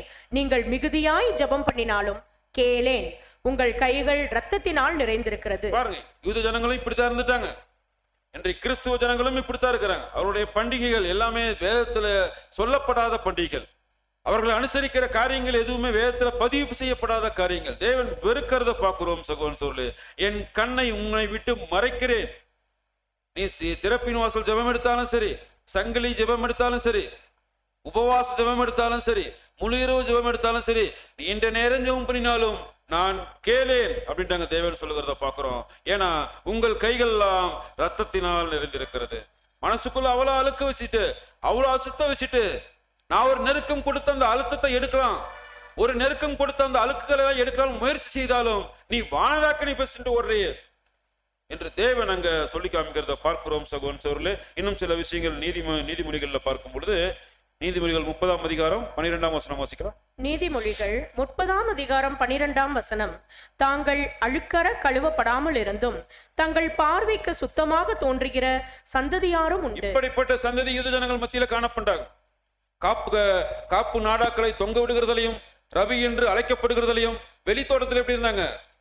வெள்ளையடிக்கப்பட்ட கல்லறைகளாக, வெளியே பரிசுத்தமுள்ளவர்களாக, உள்ள நாத்தத்திலும் துர்நாற்றம் இருந்தவர்களாக காணப்பட்டாங்க யூத ஜனங்கள். கிறிஸ்துவ மண்டலத்திலும் காணப்பட்டு கொண்டிருக்கிறார்கள். இன்று சபைகள் மத்தியில இப்படி காணப்படலாகாது. வெளியில ஒண்ணு வச்சுக்கிட்டு உள்ள ஒண்ணு வச்சுக்கிற விஷயங்கள் இங்க காணப்படவே கூடாது. வெளியே அழுக்கா இருந்தா பரவாயில்ல, தப்பு கிடையாது. உள்ள எப்படி இருக்கணும்? பரிசுத்தம் உள்ள இருதயம் இருக்கணும். வெளியே நம்ம சகோதரர்கள் யாரையும் பார்க்கறது கிடையாது. உள்ளான நமக்குலாம் எதுங்க உறவு? நம்மளாம் ஒன்னா கூடியிருக்கிறோம். என்ன காரணம்? எதன் அடிப்படையில் நாம ஒன்னா கூடியிருக்கிறோம்? புது சிருஷ்டி என்கிற அடிப்படையில. அந்த புதிய ஜீவன் எல்லாத்துக்கும் காமன், எல்லாத்துக்கும் தேவன் கொடுத்தது. தேவனுடைய அந்த சிருஷ்டிப்பு நம்ம ஜெனிப்பிக்கப்படும் பொழுது நம் ஒவ்வொருவருக்குள்ளும் இருந்து, அது ஆண் என்றும் இல்லை, பெண் என்றும் இல்லை, கிரேக்கன் என்றும் இல்லை, யூதன் என்றும் இல்லை, எந்த ஜாதி, வெள்ளை, கருப்பு அதெல்லாம் கிடையாது. புது சிருஷ்டிக்குள்ளாக, கிறிஸ்துவுக்குள்ளாக நாம் ஒன்றாக ஒரே சரீரமாக இருக்கிறோம். அதன் அடிப்படையில் தாங்க நாம் அழைக்கப்பட்டு தெரிந்து கொள்ளப்பட்ட சந்ததியா இருக்கிறோம். உள்ள அழுக்கு இருந்து வெளியே பலன்னு சட்டை போட்டு மேக்கப் போட்டு வந்தா ஒரு பிரயோஜனம் இல்லை. ஆனா அப்படிப்பட்ட சந்ததியார் இருக்கிறார்கள் அப்படின்ட்டாங்க சாலமோன் பதிவு செய்கிறத பார்க்கிறோம் சகோதரன் சகோதரர்களே. ஆக பார்க்கும் பொழுது அசுத்தமான மனதோடு தேவனுக்கு அங்க நிறைய திறமைகள், நிறைய தாளந்துகள், பொருளாதாரம் எவ்வளவு செய்துட்டாலுமே மனதில் அழுக்கு இருந்தால் என்ன பண்ண முடியாதுன்னா அது தேவன் அக்செப்ட் பண்ணிக்க மாட்டாங்க. அதே போல அசுத்தம் இல்லாதது. இப்ப நம்ம பார்க்கும் பொழுது சகோதரன் சகோதரர்களே, சத்திய வசனங்களை சாப்பிடணும். சாப்பிட வேண்டிய சாப்பிடாம தேவன் சொல்றத சாப்பிடாம விட்டாலும் தப்பு, சாப்பிடக்கூடாதுன்னு சொன்னதை சாப்பிட்டாலுமே தப்பு. சோ எதை சாப்பிட சொல்றாரோ அந்த சாப்பிடக்கூடிய உணவு அசுத்தமான இருதயத்தோடையும் சாப்பிடக்கூடாது, அதுவும் பாவம். தேவன் எதை சாப்பிட சொல்றாரோ அதை சாப்பிடணும். அவர் எதை சாப்பிட சொல்கிறாரோ அந்த சாப்பாட்டை, அந்த சத்தியத்தை பரிசுத்தமுள்ள இருதயத்தோடு சாப்பிடணும். இருதயம் தப்பா இருந்தாலும், சிந்தனைகள் தப்பா இருந்தாலும், நல்ல சத்தியங்கள் உள்ள போகும் பொழுது அது பாவமாக கருதப்படுங்கிறத பார்க்கிறோம் சகோதரன் சகோதரர்களே. சத்தியத்தை உள்வாங்கும் பொழுது மனது கொஞ்சம் கொஞ்சமா சுத்தமாயி, சுத்தமான மனதோடு தொடர்ந்து என்ன பண்ண முடியும்? ஜீவியத்துல சாப்பாடு, தேவன் கொடுக்கிற சாப்பாடு அங்க சாப்பிடணுங்கிறத பார்க்கிறோம் சகோதரன் சகோதரர்களே. சோ எத்தனை பேர் இன்றைக்கு சத்தியம் என்கிற தண்ணீரால கழுவி நம்முடைய நீதியின் சால்வை எப்பெல்லாம் அழுக்காவது அதெல்லாம் வெளுத்து யார் போட்டுக்கிறாங்க? நம்மை நாமே தியானிக்க வேண்டியது அவசியமா இருக்கு. கேள்வி கேட்கணும். நைட்டு படுக்கும்போது தியானிச்சு பாருங்க. காலையிலிருந்து தேவ நீதி என்னிடத்தில் எப்படி வெளிப்பட்டுச்சு? என்னுடைய பேச்சில எப்படி தெரிந்தது அன்பு? என்னுடைய நடத்தையில அன்பு எப்படி வெளிப்பட்டுச்சு? எதில் குறைவுபட்டு இருந்தேன்? ஒரு வேலை செய்யற இடத்துல என்னுடைய வாயின் வார்த்தைகள் அவரை கோபப்படுத்தி காயப்படுத்திச்சா? இரவு படுக்கும்போது இவைகள் எல்லாமே பார்க்கிறோம் சகோதரன் சொல்லி சிந்திக்க வேண்டியது அவசியமாக இருக்குங்கிறத பார்க்கிறோம். ஆக தேவன் அங்க நம்ம முழுமையாக நம்ம ஒப்பு கொடுக்கும் போது, 100% தேவனுக்கு பலிகளை செலுத்தும் போது முழு ஆசீர்வாதம் மாத்திரமல்ல, இப்பொழுதே ஒரு இளைப்பாறுதலுக்குள்ளாக தேவன் என்ன பண்ணுவாங்கன்னா நம்மளை கொண்டு போற ஒரு சூழல் பார்க்கிறோம் சகோதரன் சகோதரர்களே. ஆக இந்த ஒரு ஜட்ஜ்மெண்ட் யூத ஜனங்களுக்கு வந்து முடிஞ்சிருச்சு. சரித்திரத்துல 3வது அட்டாக்ல அவங்க நிர்மூலமாயிட்டாங்க. சோ இது கிறிஸ்துவ மண்டலத்துல போய்கொண்டிருக்கிறது. புரிந்து கொள்ள முடியாமல் இருக்கிறார்கள். வித்தியாசத்தை காண முடியல. பரிசுத்தருக்கும் பரிசுத்தம் இல்லாதருக்கும் வித்தியாசத்தை அங்க பிரித்து காண்பிக்க முடியும் அவங்களால. அதே போல அசுத்தத்திற்கும் அசுத்தம் இல்லாததற்கும் உள்ள வேறுபாட்டை அவர்களால் அங்க பிரித்து காண்பிக்க முடியல. அதனால அவர்கள் ஒரு கான்பிடன்ட் என்ன அப்படின்னா, நாங்க செய்யறதுதான் கரெக்ட் என்று அவர்கள் அங்க போய் கொண்டிருக்கிறத பார்க்கிறோம். சோ உண்மையான சத்தியத்துல அங்க நல்ல சாப்பாடு, நல்ல ஒரு ஐக்கியம், நல்ல ஒரு சகோதரம், நல்ல சபை தேவன் இன்று நமக்கு கொடுத்திருக்கிறாங்க. இதை எல்லளவும் நாம் தள்ளிவிடாதபடிக்கு நம்முடைய இருதயத்துல அழுக்குகள் இல்லாமல், எந்த சகோதரன் சபையார் மேல எந்த ஒரு சின்ன ஒரு கருத்து வேறுபாடு கூட இல்லாமல் இங்க பலி செலுத்த வர வேண்டியது நாம் அவசியமாக இந்த ஒரு பாடத்தில் நாம் பார்க்கிறோம். சகோதரன் சகோதரர்களே, அங்க 2 பேதுருல அவர் பதிவு செய்யும் பொழுது 2 பேதுரு 2ஆம் அதிகாரம் 22வது வசனம் வாசி. 2 பேதுரு 2ஆம் அதிகாரம் 22ஆம் வசனம். நாய் தான் கக்கினதை தின்னவும் கழுவப்பட்ட பன்றி சேற்றிலே புரளவும் திரும்பினது என்று சொல்லப்பட்ட மெய்யான பழமொழியின்படியே அவர்களுக்கு சம்பவித்தது. யாருக்கு சம்பவித்தது? யூத ஜனங்களுக்கு சம்பவித்தது. கிறிஸ்துவ மண்டலத்துக்கு சம்பவித்துக் கொண்டிருக்கிறது. இந்த ஒரு சம்பவம் நம்முடைய சரீரமான சபைக்குள்ள நடக்க நாம் காரணமாக இருந்து விடக்கூடாது. இந்த ஒரு வார்த்தை, பேதுருடைய வார்த்தை, நாய் தன் கக்கினதை தின்னவும் கழுவப்பட்ட பன்றி சேற்றிலே புரளவும் திரும்பினது என்று சொல்லப்பட்ட மெய்யான பழமொழியின்படியே ஆகக்கூடியது சூழல் இங்க சரீரமான சபையின் மத்தியில வரக்கூடாது என்பதற்காக இந்த சத்தியம் உங்களுக்கும் எனக்கும் போதிக்கப்படுகிறத பார்க்கிறோம். சகோதரன் சொல்லு இதோட நம்ம நிறைவு செய்யும். வரக்கூடிய அடுத்த பாடத்தில் கூட தொடர்ந்து நம்ம தியானிக்கலாம். தேவன் அவருடைய ஆவியை கொடுத்து கேட்ட தீர்க்கதரிசன பகுதிகளை நம்முடைய இருதயத்தில் நிறுத்தி வரக்கூடிய நாட்களில் தேவனுக்கு பிரியமுள்ள பலிகளை செலுத்த தேவன் கிருபை செய்வாராக. ஆமென்.